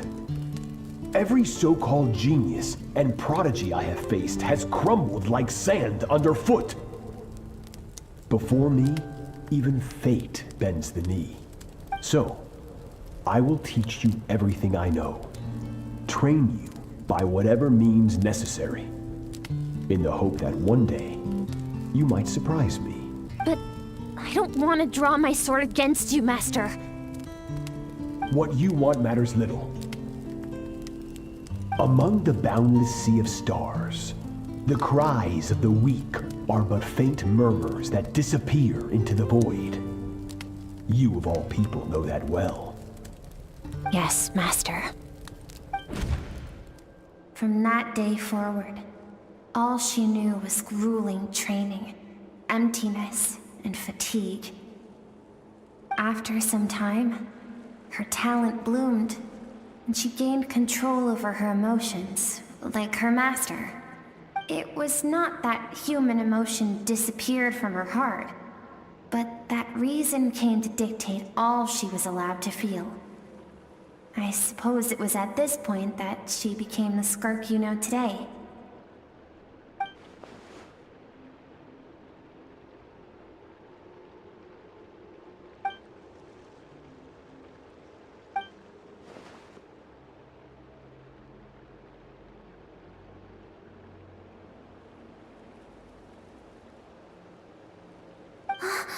We're nearly there. I almost don't want to reach the end. Well, shall we? This is the final stretch.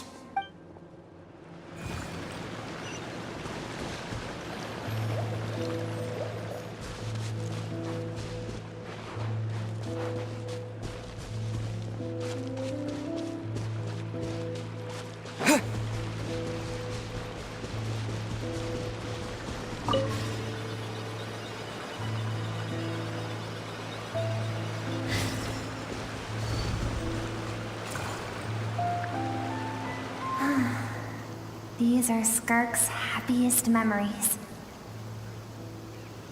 What a simple and carefree time it was. Wisps of clouds dotted the sky. The sun bathed everything in golden light. And when song filled the air, this is Skirk's homeland. She was so curious about everything as a child, always skipping school to go exploring instead. There was so much to discover. The treasures at the bottom of the sea, the secrets beyond the stars, and that merchant ship packed with... It was a spaceship. When it arrived, the people that disembarked wore smiles on their faces and spoke of friendship. Skirk's parents, her relatives, her neighbors, everyone welcomed the newcomers with open arms and allowed them to No one had any idea of what was to come.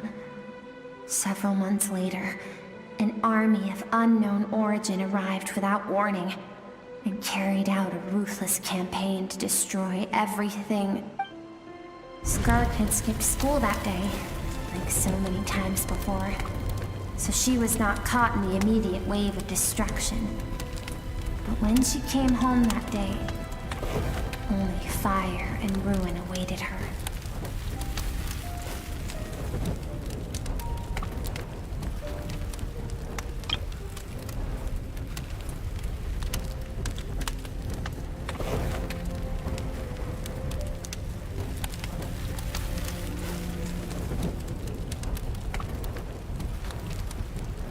Countless people cried out to her for help. People she knew and loved. Friends and relatives. The little girl who lived next door. Their lives were discarded like worthless trash as the fire consumed one life after another. Skirk was helpless. If Sertology hadn't been there in that moment, the fire would have claimed her life too. And there she would have remained, left to rot in the scorched earth, with no answer as to why any of this was happening.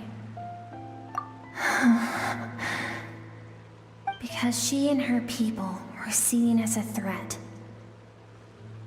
As the initial merchant ship explored the planet, they discovered that it hadn't always had the condition to support life. Yet there was evidence of human activity, even during the periods of extreme heat or cold. Further research revealed that, over time, the people of this planet had evolved the ability to adapt to any type of environment or energy source.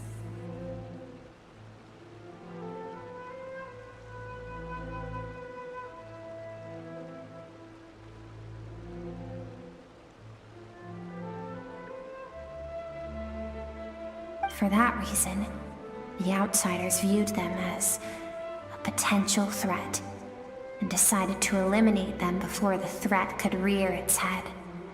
And so, the army was called, and the so-called danger was wiped from the face of the planet.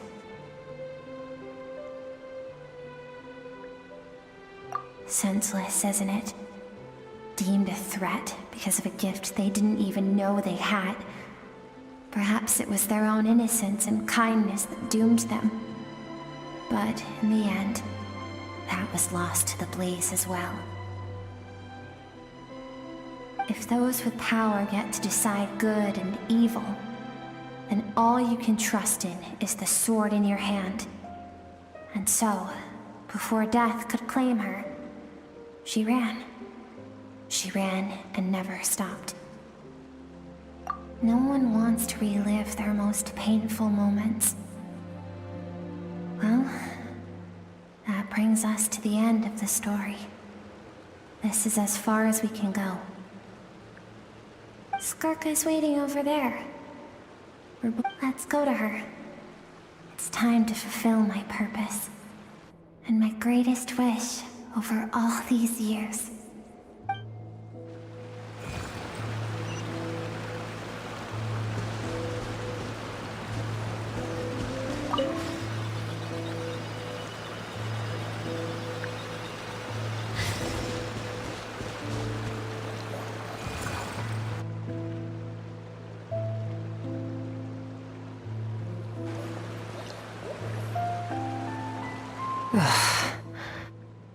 So all this, just so you could bring him here. I have things to say to you. Well, to me. I want someone to witness our reconciliation, even if it takes an argument to get there. And he is the best choice in this moment. Her suppressed emotional self. The version of herself she keeps locked in the recesses of her mind, stifled by reason. All those rejected impulses, those discarded aspects of your past selves, they are a part of me now. I am who you used to be, someone you have refused to face for too long. So, I came to face you instead. You're wrong. I've faced you all along. And that's exactly why I keep you locked here. Your existence makes me weak. Moments of joy and longing are when we are most vulnerable. Don't forget, it was a penchant for goodness over reason that doomed our homeland in the first place. The vastness of the universe renders everything insignificant. Our feelings most of all. Even so, learning from the mistakes of the past doesn't have to mean erasing everything. Strip yourself of your so-called weaknesses, emotions like kindness and empathy, and what makes you any different from the ruthless soldiers who slaughtered our people? The difference is that I'm doing what is right, what is necessary. I allow you to exist, but with limited freedom. That is the greatest kindness I can offer. I've shouldered everything you couldn't carry. I rose above the numbness and emptiness, and it was cold, unfeeling reason that brought me this far. It made me who I am. It made me strong. That is the problem. I want to shoulder those things together. On the grand scale of the entire universe, maybe our feelings are vanishingly small, but why should that mean they don't matter? Emotion gives warmth to the cold expanse of space. It gives meaning to the world around us. Think back to those nights of gazing at the stars, those afternoons of exploring the unknown. Think back, and let them grant you peace. A brief respite from the pressure you put on yourself.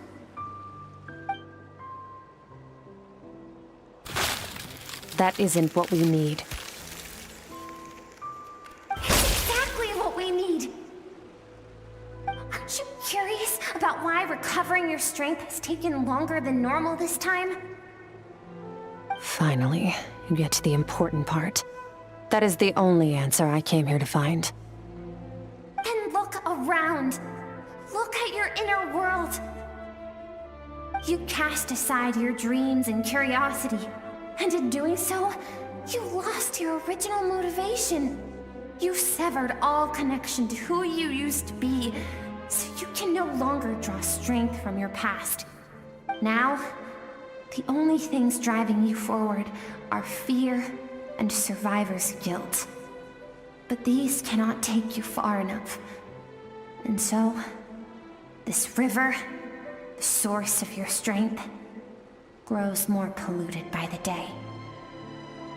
And you think that means I should seek help from a weak little thing like you?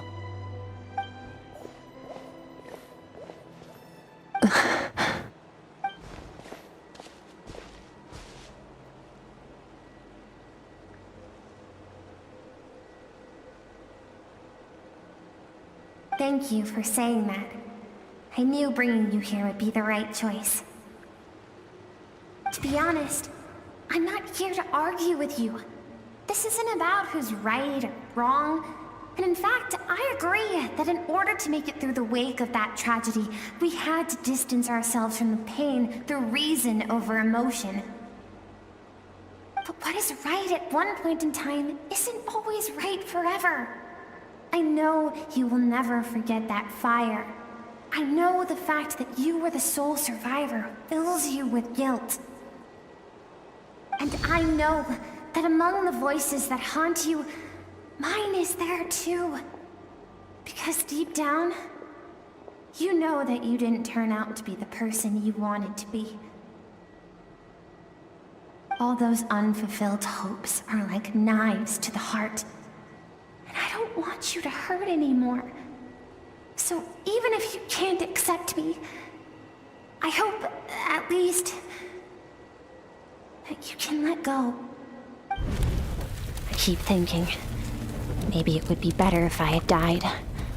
I wouldn't be haunted by that fire all the time. I wouldn't have to go on like this.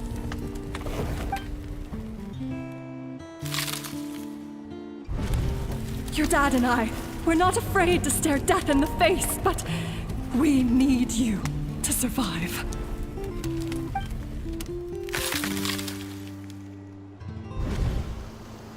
I'm sick of being a kid. There's so many amazing things out there, and I'm ready to see them all.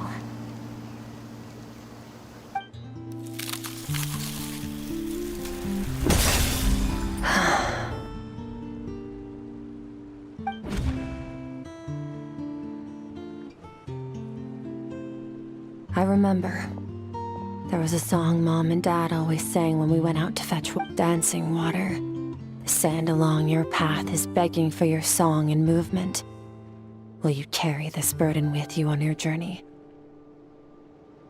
I am not the dancing water, and you are not the burdensome sand.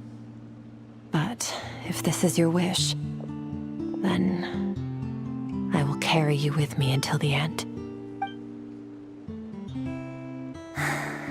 Thank you. I should be thanking you.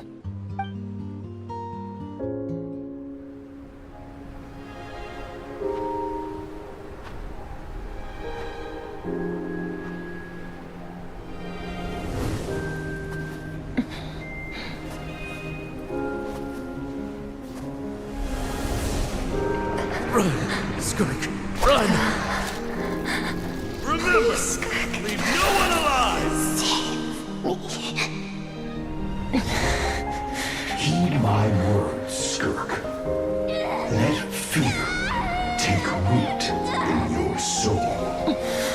Did you survive? Why was it only you? Skirk, did you become a positive light in this world?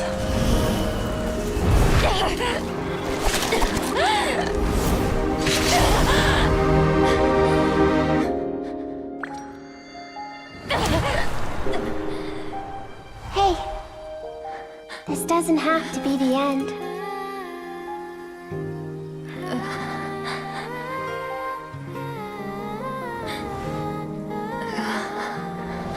Life is a gift. Don't let darkness claim it.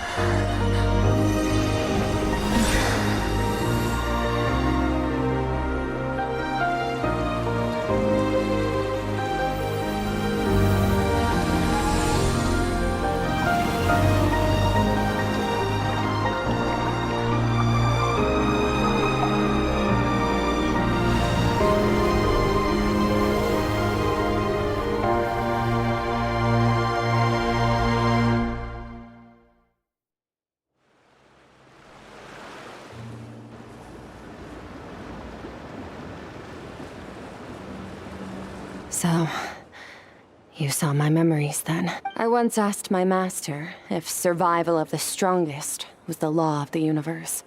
He said no. But in a world without order, those with no moral boundaries tend to be the ones who survive.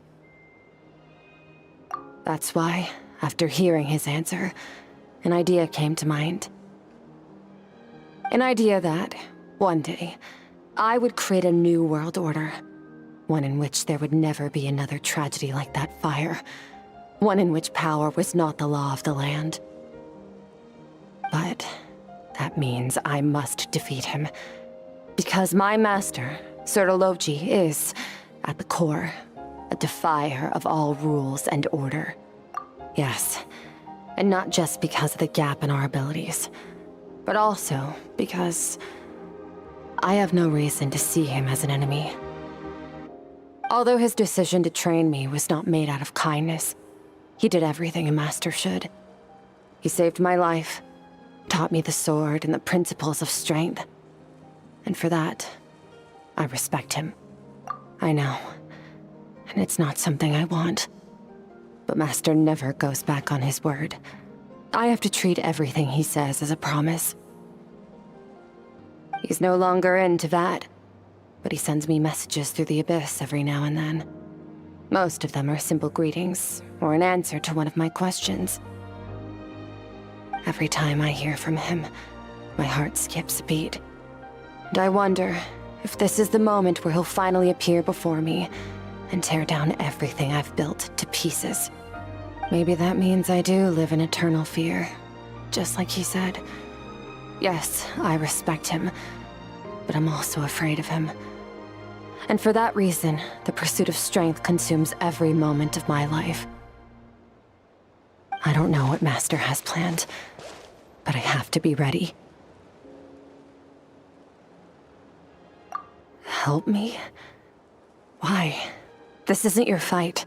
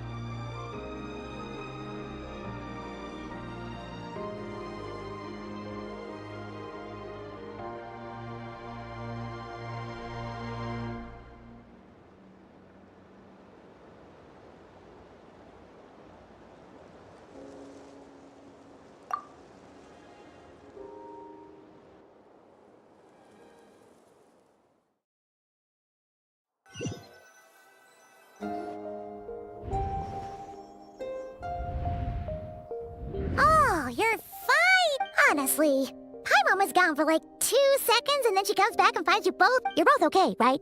What does it look like? Only water from the source can cleanse the rot and filth that flows from the past into the future.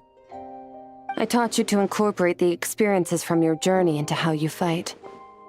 I suppose what happened today will become an inseparable part of who I am.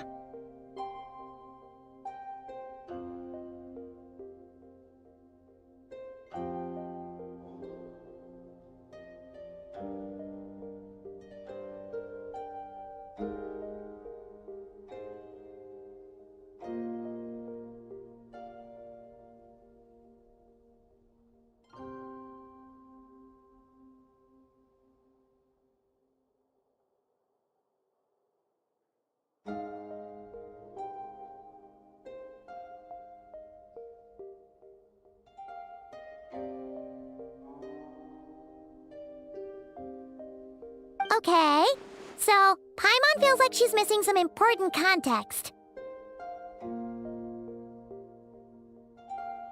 But whatever. Paimon brought back tons of delicious snacks! All right. It's about time we finished what we started. We're gonna deal with this thief for good, right? This time, I'm not going to tell you to hold back. But having digested even more power in the meantime, he's going to be tougher than before. The good news is, we have no reason to pull our punches this time. So, let's go. Same place as last time.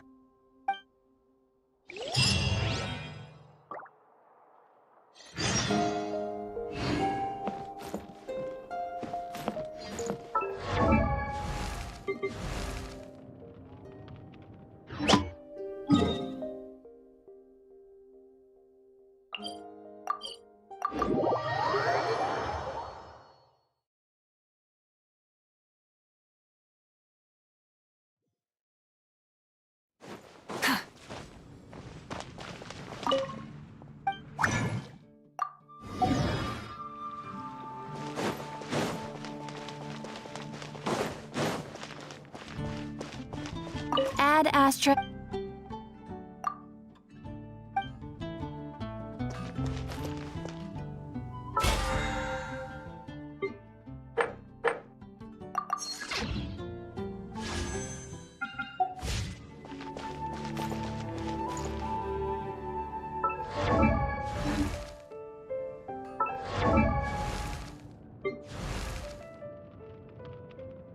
Oh, ow! Where did that come from?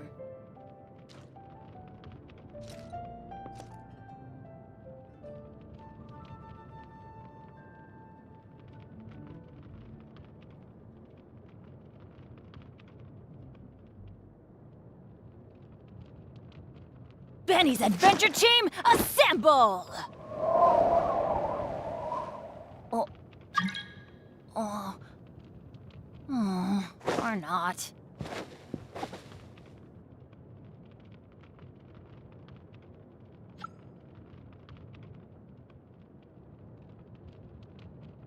Oh, ow! Where did that come from?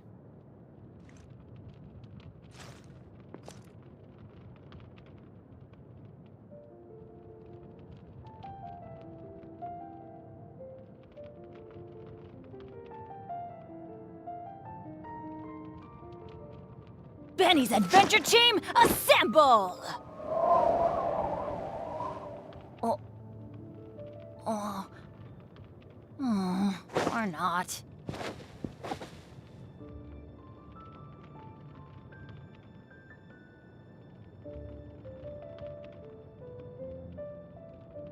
Oh, ow! Where did that come from?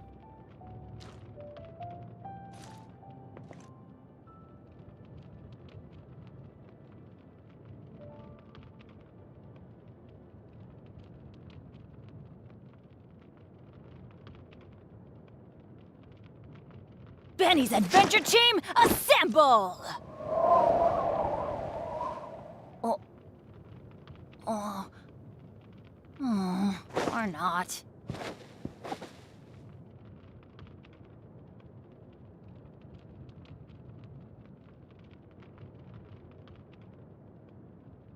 Oh, ow!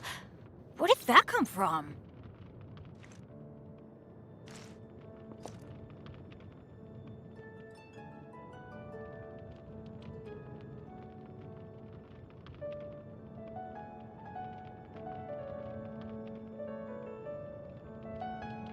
Benny's adventure team, assemble!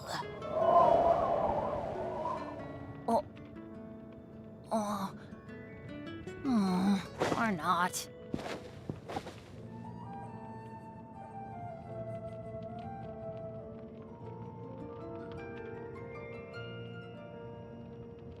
Oh, ow!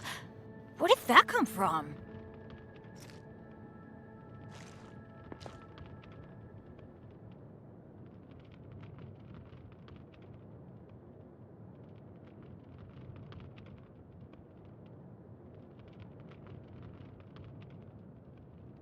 Benny's adventure team, assemble!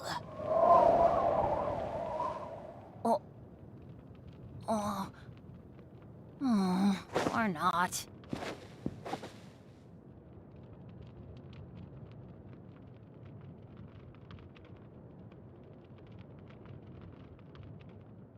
Oh, ow! Where did that come from?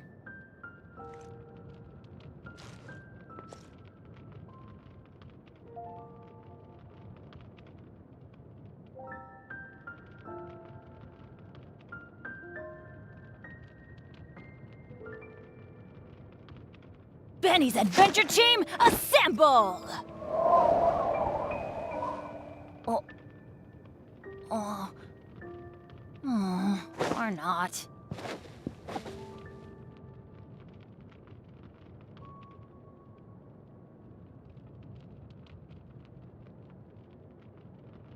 Oh, ow! Where did that come from?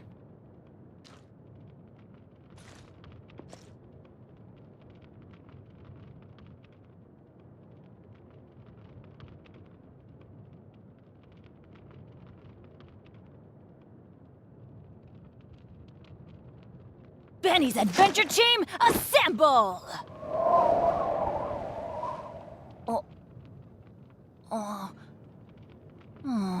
Or not.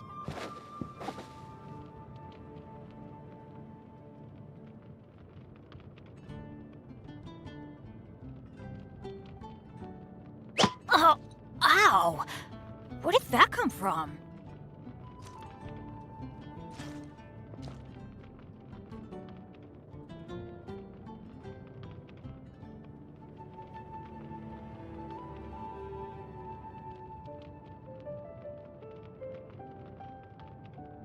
Benny's adventure team, assemble! Or not.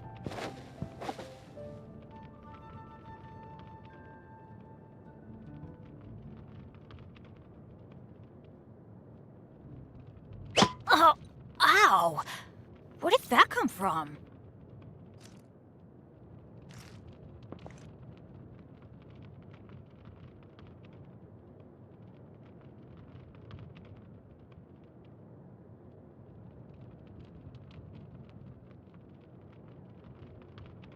Benny's adventure team, assemble!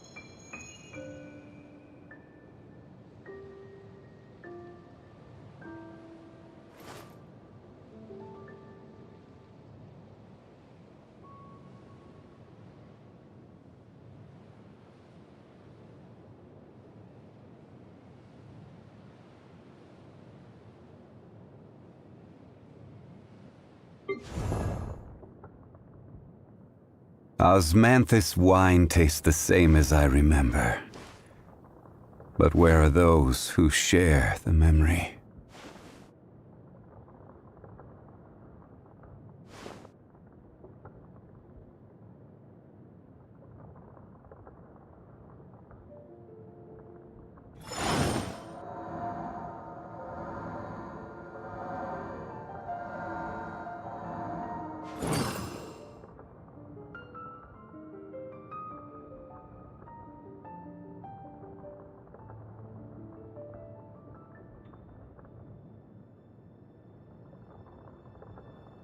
Osmanthus wine tastes the same as I remember.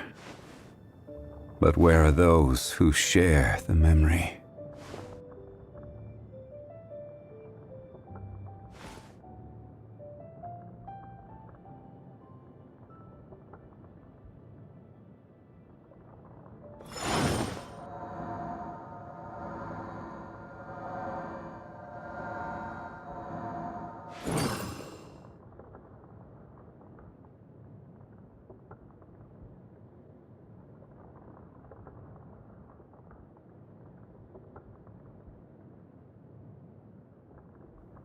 Osmanthus wine tastes the same as I remember. But where are those who share the memory?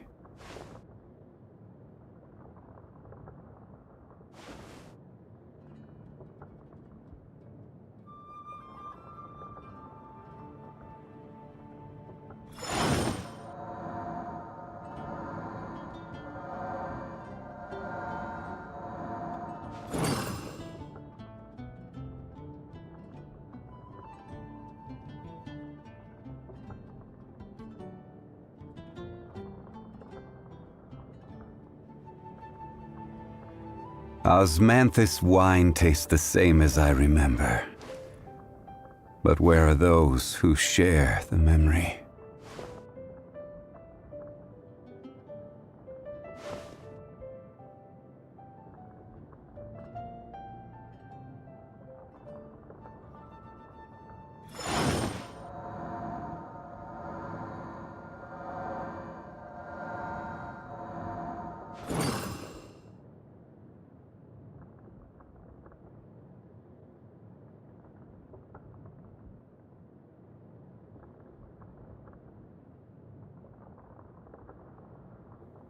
Osmanthus wine tastes the same as I remember.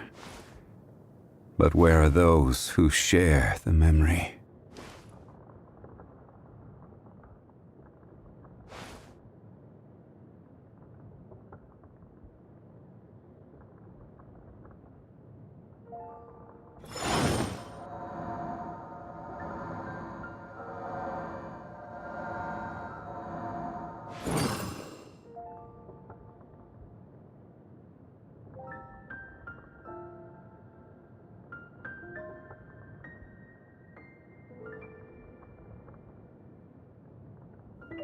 Osmanthus wine tastes the same as I remember. But where are those who share the memory?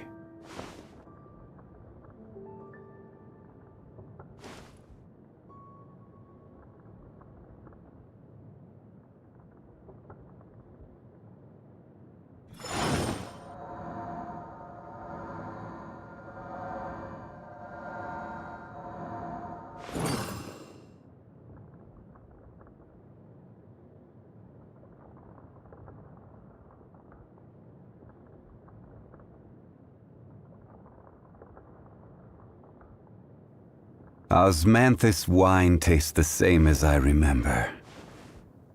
But where are those who share the memory?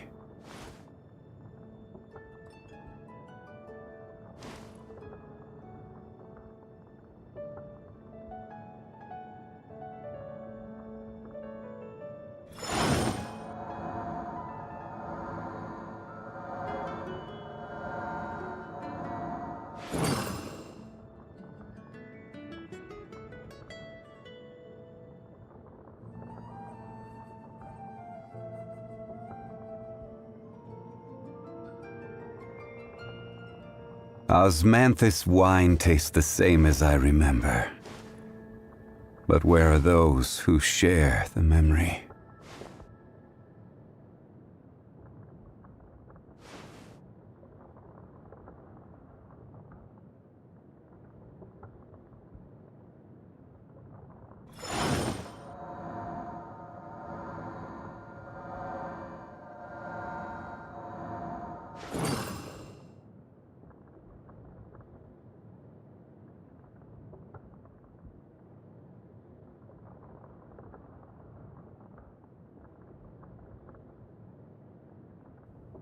Osmanthus wine tastes the same as I remember.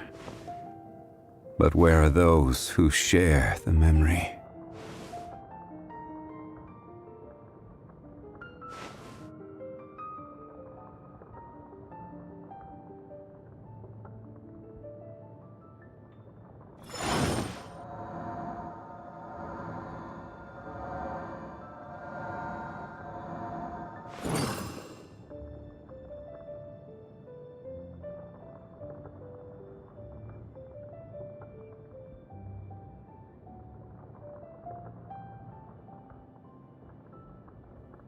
Osmanthus wine tastes the same as I remember. But where are those who share the memory?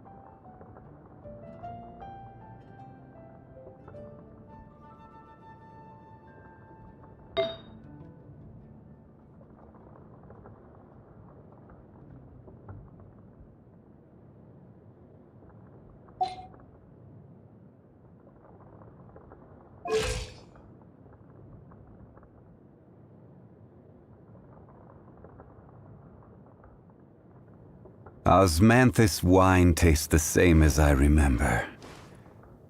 But where are those who share the memory?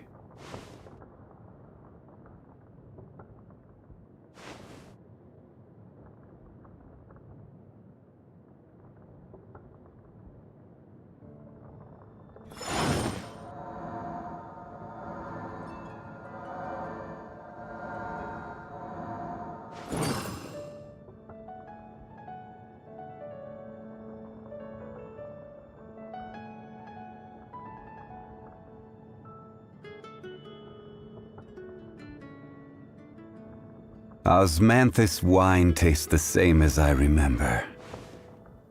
But where are those who share the memory?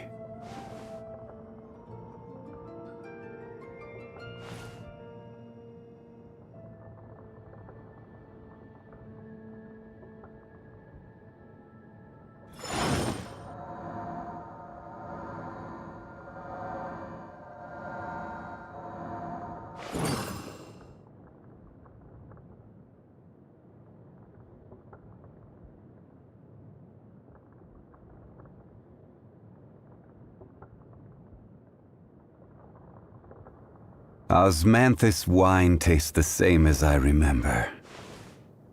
But where are those who share the memory?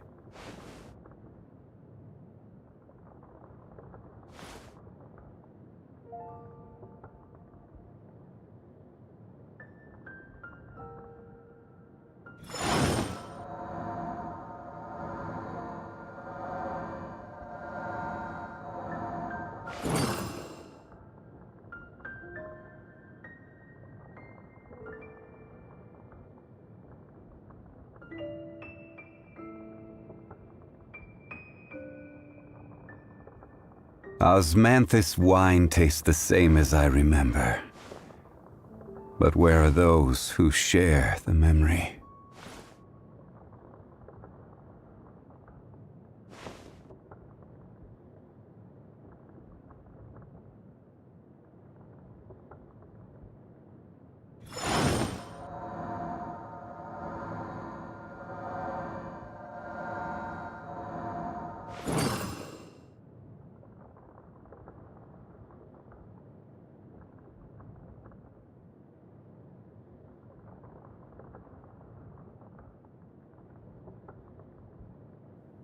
Osmanthus wine tastes the same as I remember. But where are those who share the memory?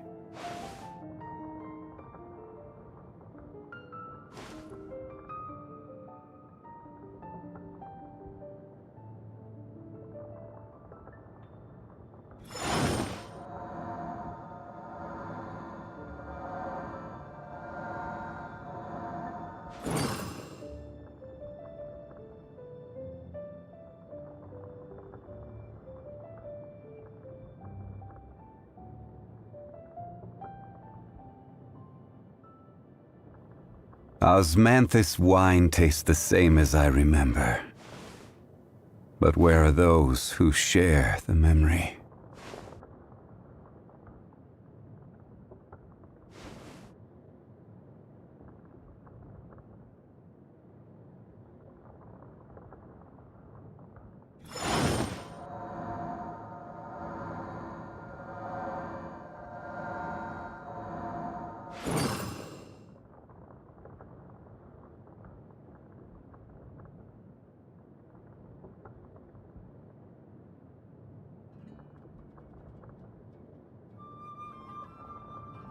Osmanthus wine tastes the same as I remember. But where are those who share the memory?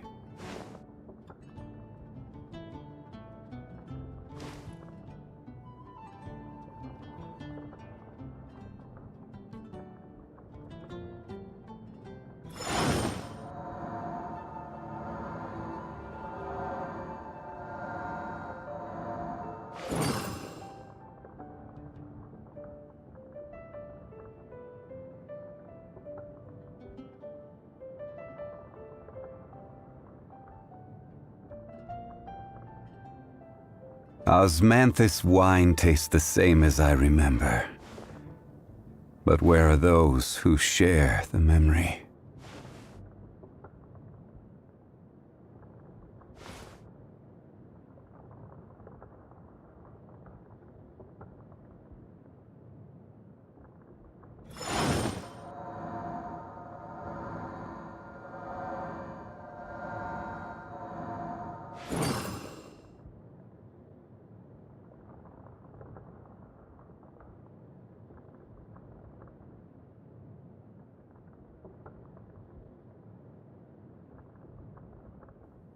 Osmanthus wine tastes the same as I remember.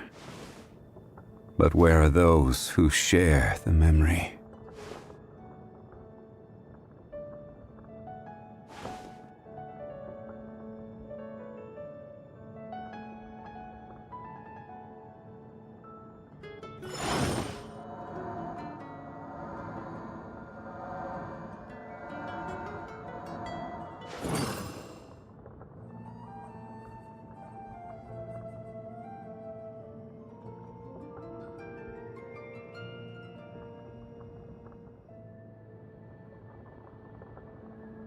Osmanthus wine tastes the same as I remember. But where are those who share the memory?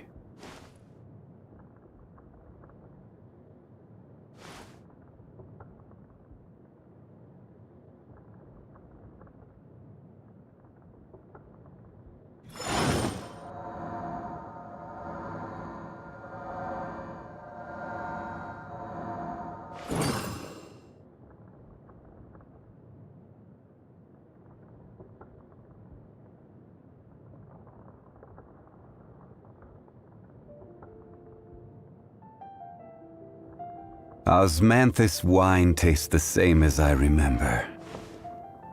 But where are those who share the memory?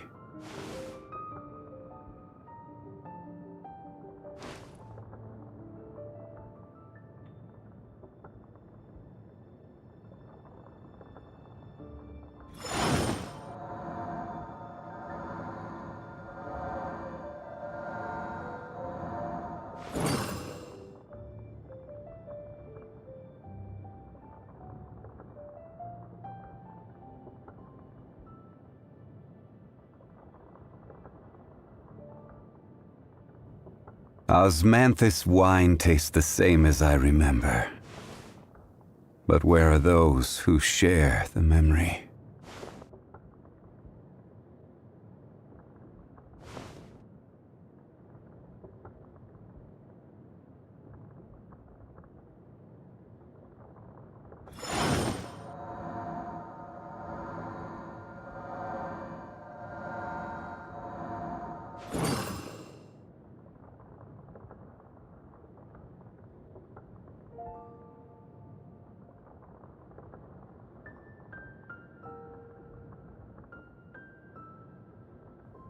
Osmanthus wine tastes the same as I remember. But where are those who share the memory?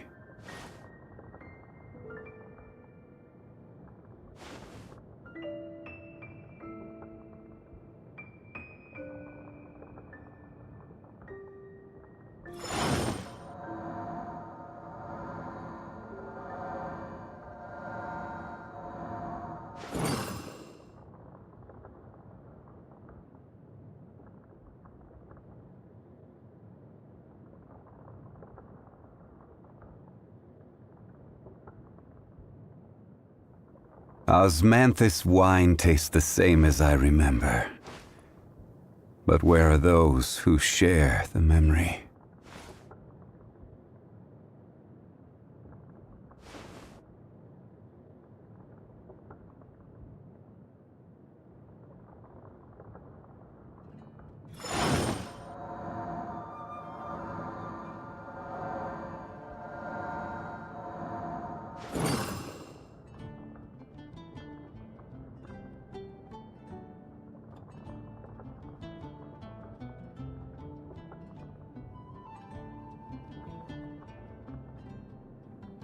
Osmanthus wine tastes the same as I remember. But where are those who share the memory?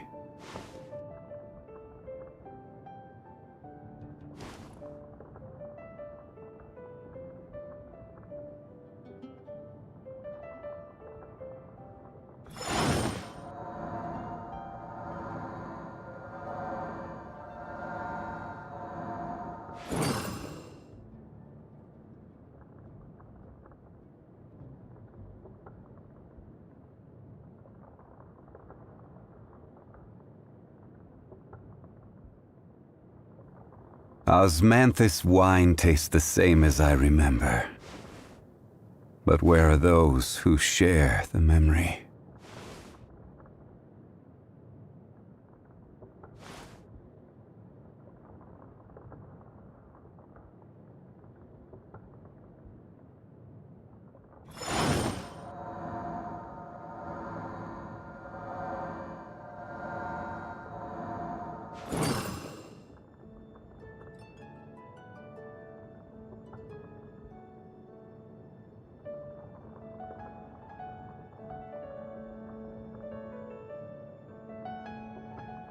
Osmanthus wine tastes the same as I remember.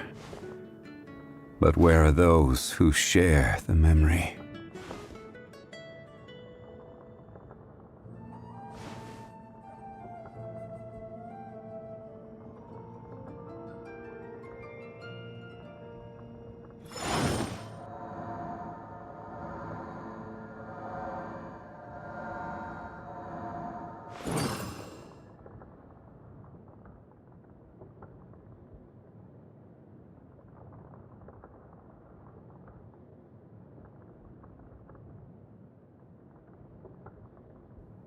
Osmanthus wine tastes the same as I remember. But where are those who share the memory?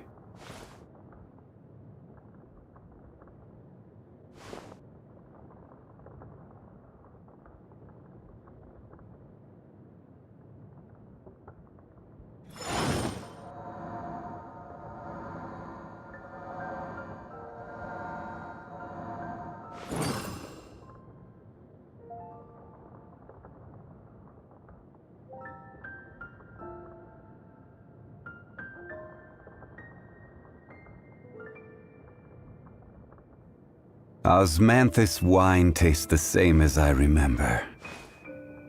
But where are those who share the memory?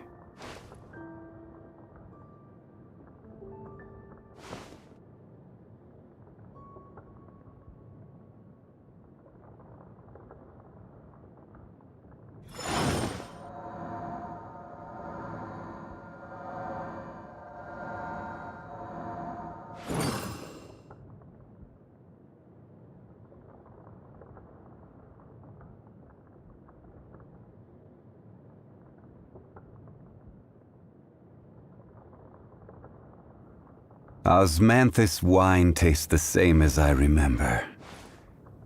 But where are those who share the memory?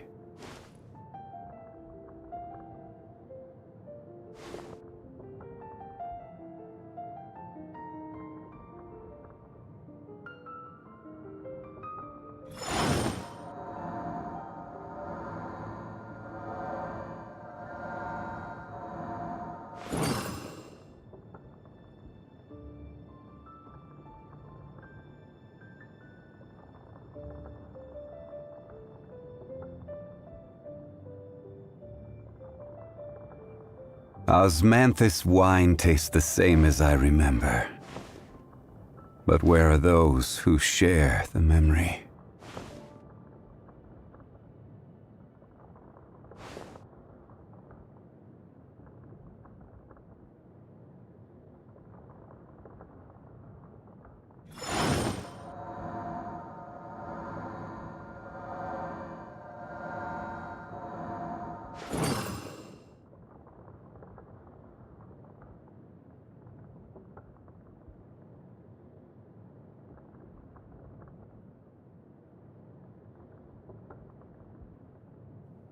Osmanthus wine tastes the same as I remember.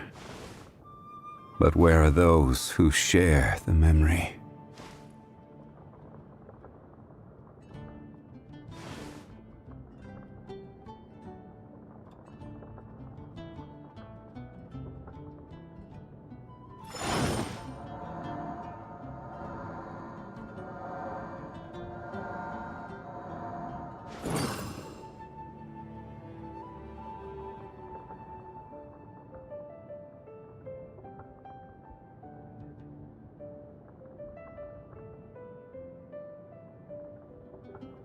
Osmanthus wine tastes the same as I remember.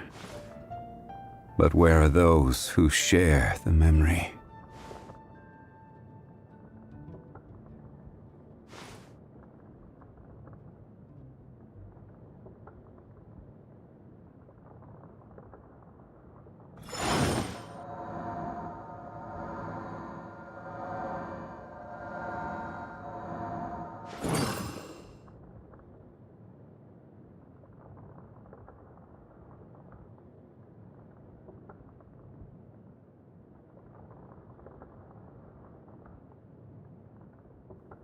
Osmanthus wine tastes the same as I remember.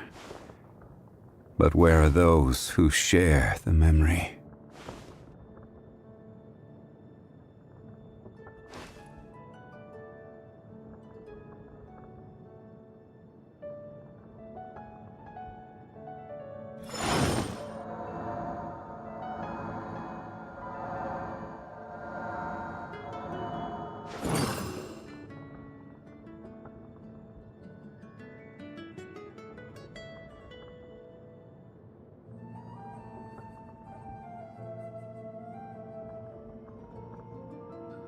Osmanthus wine tastes the same as I remember.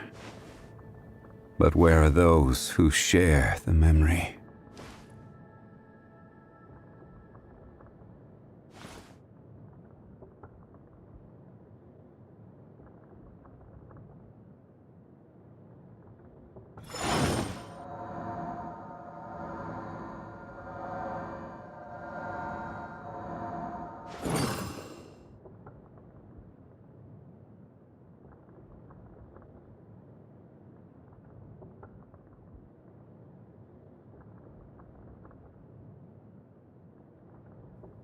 Osmanthus wine tastes the same as I remember.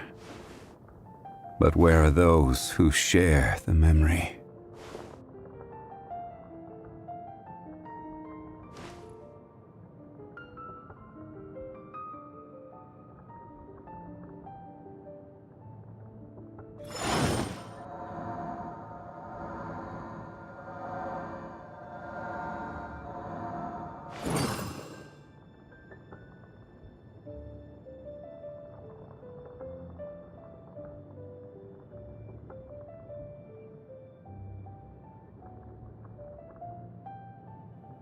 Osmanthus wine tastes the same as I remember. But where are those who share the memory?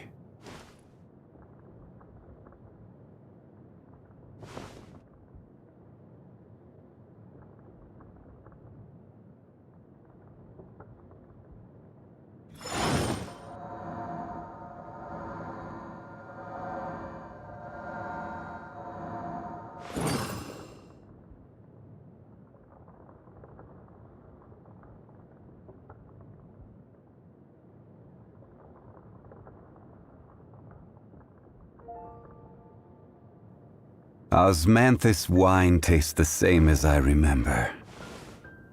But where are those who share the memory?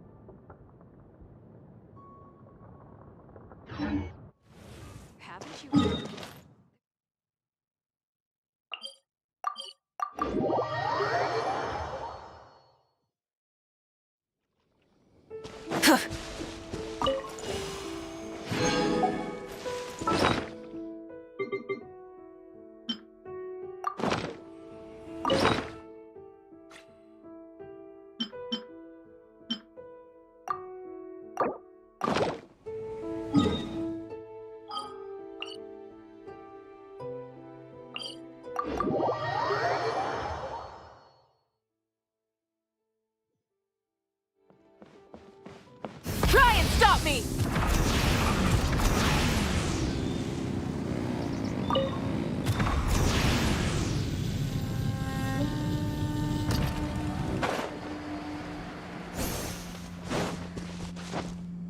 Light it up!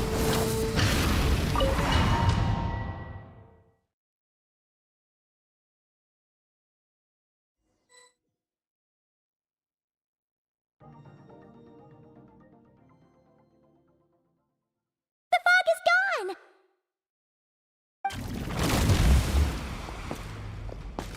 Wait, isn't that the form the all-devouring narwhal changed into? How come he knows that, too?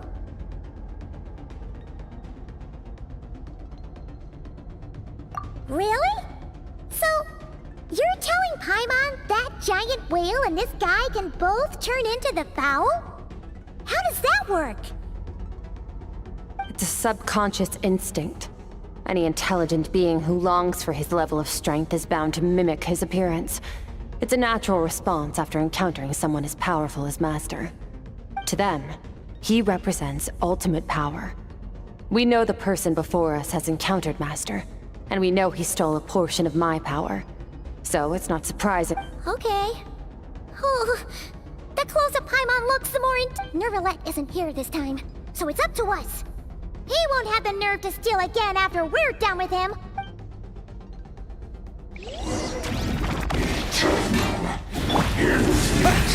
Wipe out!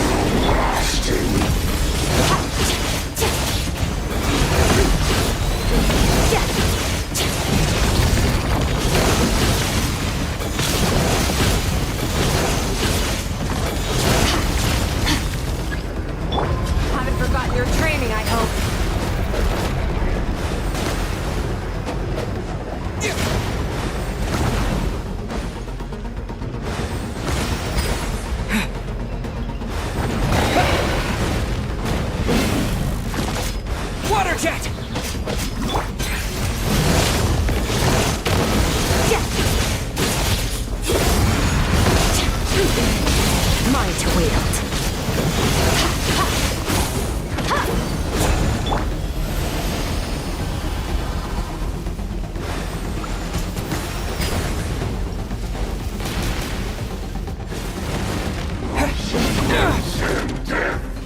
What's more?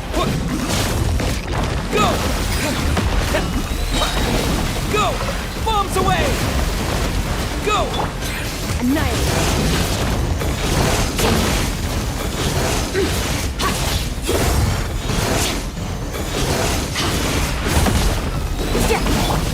Go! Beyond this world.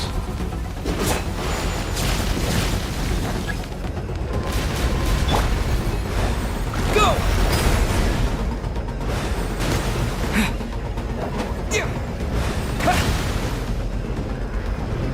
Water jet!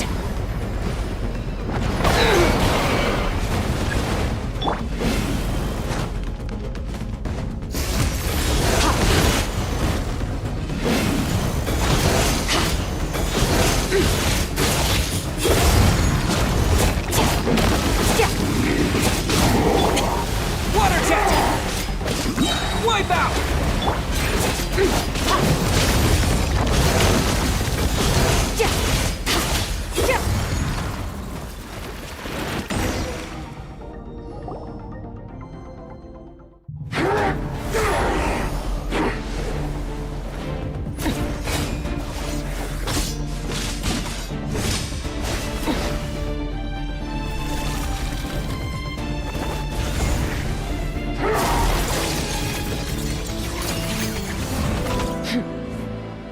Haven't had enough of my power.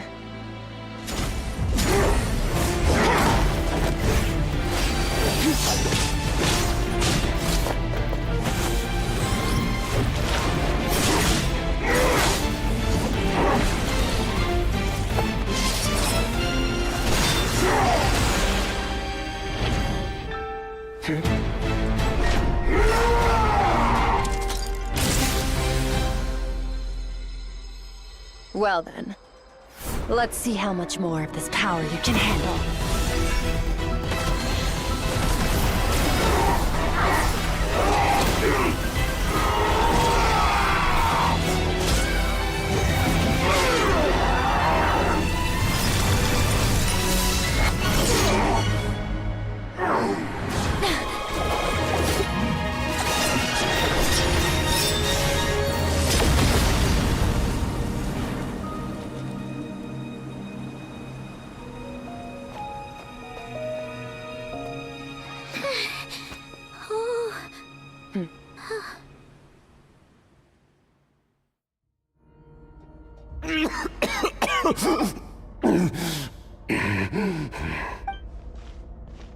Well, have you come to your senses? You saw that my body was at its limit. So, you deliberately chose such power, such keen... Skirk, Sertologi's disciple. How long has it been? How long has he been away from Tevat? Hundreds of years. Hundreds? Sorry. It's a lot to take in. I should introduce myself. I am Skafnungar, a friend of your master. This is the first time I've heard your name, Skirk. But hundreds of years ago. Hundreds of years ago? Sounds like you and Master have quite the history. Care to tell us about it? Of course. Might as well take advantage of a clear. I was born into a noble family in Conria. As the eldest son, I was set to inherit our title. But I contracted an incurable... I trained the sword harder than anyone else. Defeated all of my peers. But it was all in vain. When other people looked at me, over time my heart hardened. And I became... We were similar in age, but different in background. He was born in prison, the son of criminals who had been sentenced to death. He spent his childhood wandering the... Yet, he always wore a smile on his face, as if kindness and... I still remember what he said to me when we first met. You need to fight to survive. Even if it's a losing battle, it should light a fire under you. How can you sit back like this and go down without a fight? That does sound like something he would say. He was the first to acknowledge that I was worth something, and he inspired me to keep going. When we sparred together, it was the first time I'd actually felt. When I was 10, he stole forbidden research materials and managed to cure my illness. It was like there was nothing in this world he couldn't accomplish when it came to the human form. But somewhere along the way, I fell behind. My talents were nothing compared to his, and at some point, I realized he had... After his grand endeavor was successful. This planet no longer holds anything of interest to me, so I'm leaving. But first, I have an offer. I can use a power I have just refined to break the curse of immortality for you. Your death was once what we worked so hard to prevent. But the immortality you now face is a different kind of pain altogether. I'll pass. Immortality doesn't sound so bad to me. Since I can't die, it means I have an infinite amount of time to get stronger. Are you sure? I cannot say when I will return. Your body, or rather, your soul, might not be able to withstand this curse.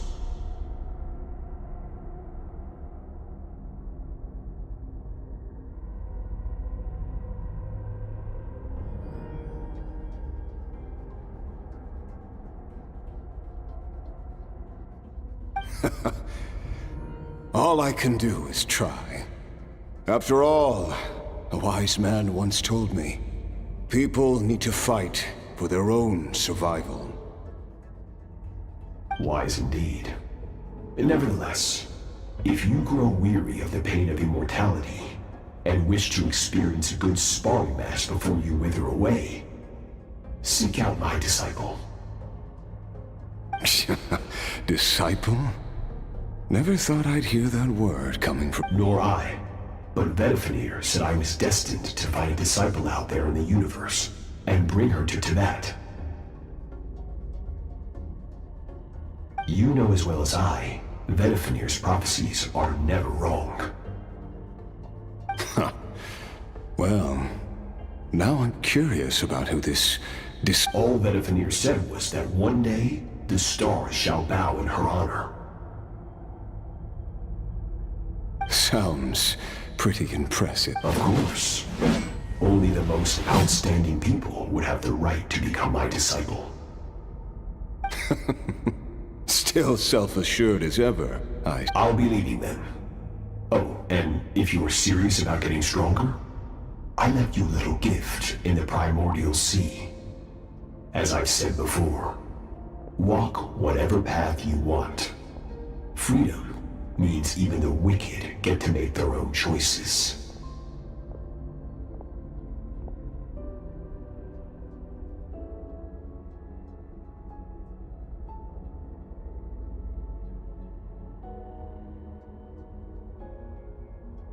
Waiting for me in the primordial sea was the all-devouring narwhal, already beaten into submission by Sertologi. Your heart? That sounds like torture! How did you even survive that? Because, of course, I bear the curse of immortality. So, you used the curse to turn yourself into a vessel for power. Even with that whale's ability, devouring power like that is not something the human body can withstand. With your body and soul constantly at the breaking point, it was the curse of immortality that sustained you. But that is not the path to strength. You have to pour your heart into it, work for it, dream of it. Instead, you stole something that didn't belong to you, and it backfired. You're right. I should have known better, but... I had already pushed myself to my limits, and I miss your master. I miss the days when we were all together, troublemakers without a home. I don't regret the choice I made. After the beating we just gave you, I think we can call it even.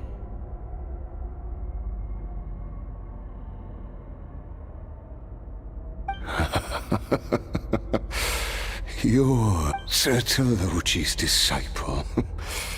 That's a lot to live up to. I know what he's like. He rules with an iron fist, using despair and fear to force you. We're like mountain climbers in the dark, never knowing how much higher we have to climb. True. But I made up my mind long ago. No matter how dark it gets.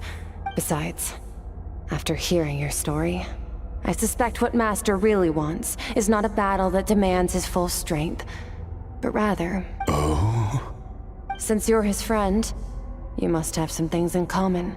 The first time we came here, when you stabbed me through the fog and stole my power, I felt no emotion coming from that spike. But when you had to devote all your strength fighting me just now, I could feel joy and passion emanating from your blade. It was the joy of a researcher discovering the truth of the world, the joy of an artist uncovering a temple of wonders. Interesting. I'm certain I didn't express those emotions outright. You're right. That battle brought me an unbridled sense of joy. Exactly. I think Master also craves a battle like that. One where his opponent forces him to use all his strength, unlock the extent of his potential, and transcend his own limits. A battle to end all battles.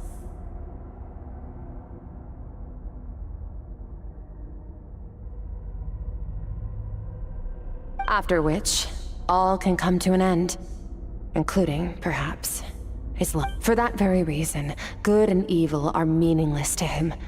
He has one purpose, one goal, to complete himself. Perhaps you're right. Perhaps that is his goal.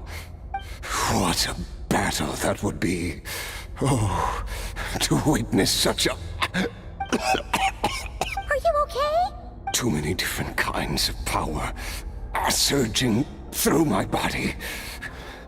The curse of immortality. I won't be able to hold on to my sanity for much longer.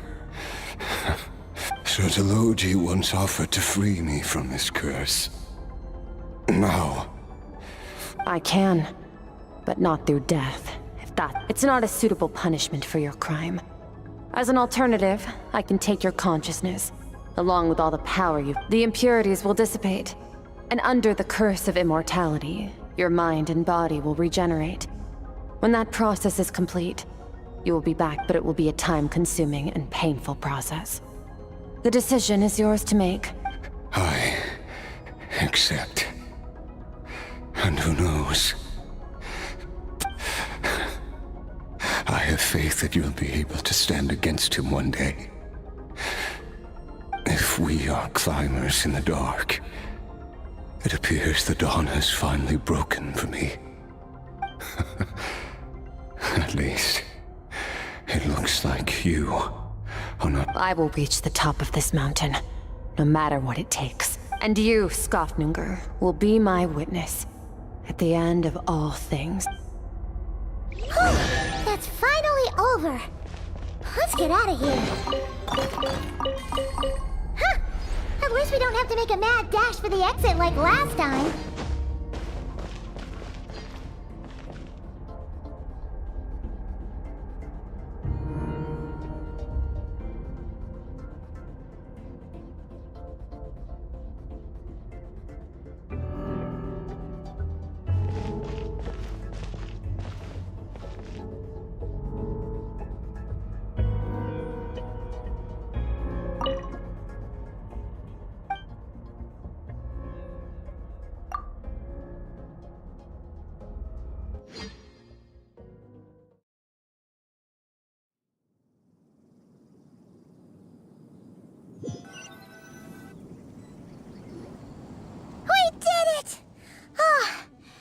only been a few days. Once again, we've proved there's nothing we can't overcome. Wow, you sound even more confident than usual. Today sure went by fast. It's night already. Oh wait, that reminds Paimon. Yes. The power Skofnungar stole has been returned. Great! Huh, it's crazy that you even noticed their light was gone. There are so many stars in the sky. If a few disappeared, Paimon... I suppose it's because I have gazed upon this sky for centuries. The false stars, hanging in the meticulously planned sky, glittering with rotten light. It's not real. And yet, it is for that very reason that I can look upon it and enjoy the momentary peace it brings. Even the most beautiful of bubbles has to burst. We will return to the real universe one day, whether of our own volition or not. Time marches ever forward. Even the innocent and naive will taste life's bitterness. Yet through hardship, we grow until we learn to seize the sands of time for ourselves. Though we gaze upon a false sky, its vastness and majesty is palpable. One can only wonder, what is it going to take for kindness to reign supreme in the... Ugh, this is all going over Paimon's head. But if she knows one thing, ever since we met, he has filled Paimon's days with happiness. No matter how tough things get, he always finds a way to make it. If it's too big a job for one person, then we'll do it with two. And if two's still not enough, then three. We've met so many amazing friends and accomplished so many amazing things. As long as we don't give up, we can make any wish come. I suppose when it comes to you, anything is possible. Well, I should be going. Now that my power is no longer isolated from my emotions, I need more practice to get used to it. I suppose fate will decide. Maybe we'll bump into each other on the street. Or maybe we'll reunite on a different... Regardless, reunions and partings are but passing moments. More than anything, I hope that at the end of this journey, wherever it takes us, we stand in a world reborn.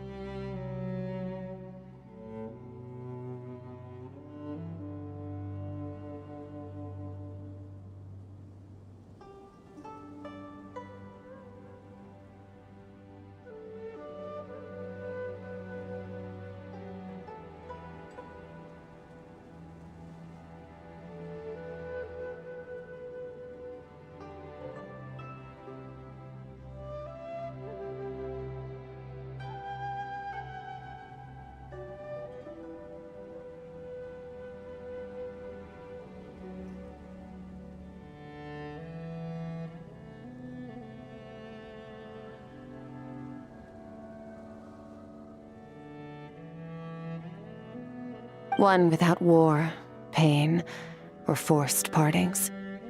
One where new life can bloom. For this, we must all work to become stronger.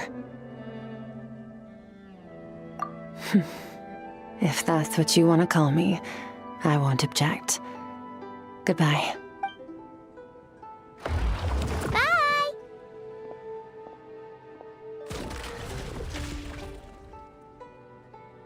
Just Paimon, or is she being nicer than before?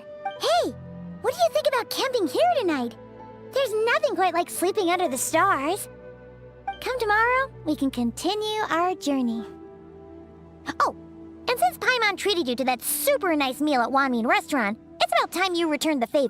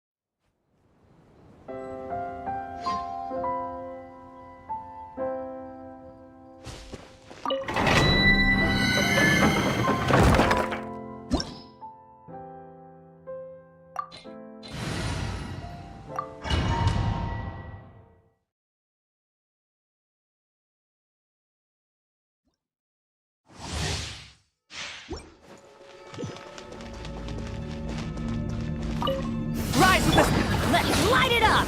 Going in! You two! Time to end that! Pyroclastic surge!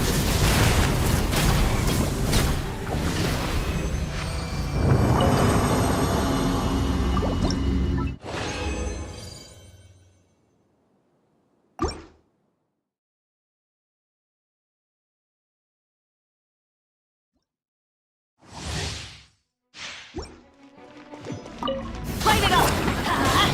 Everybody stand back! Deep Lolling! Eat Papa! Get!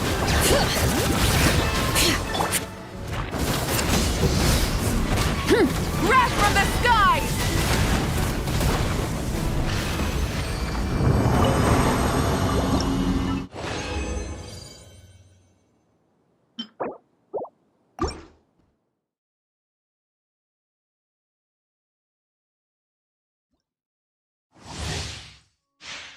Rise with the sun!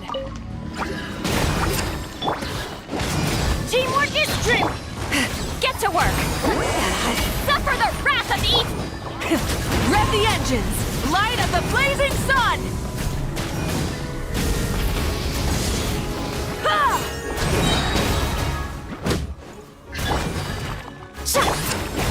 I'm going in!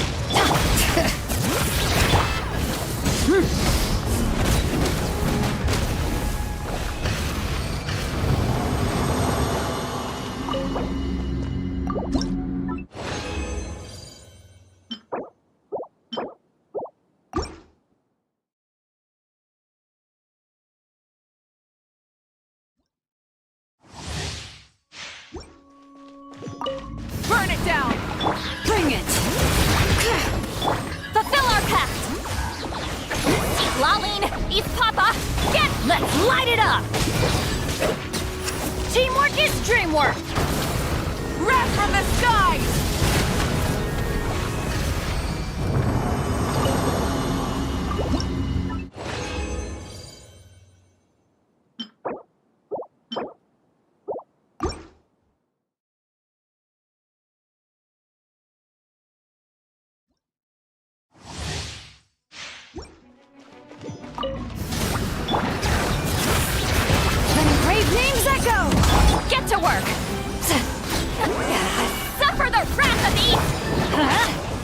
Everybody stand back!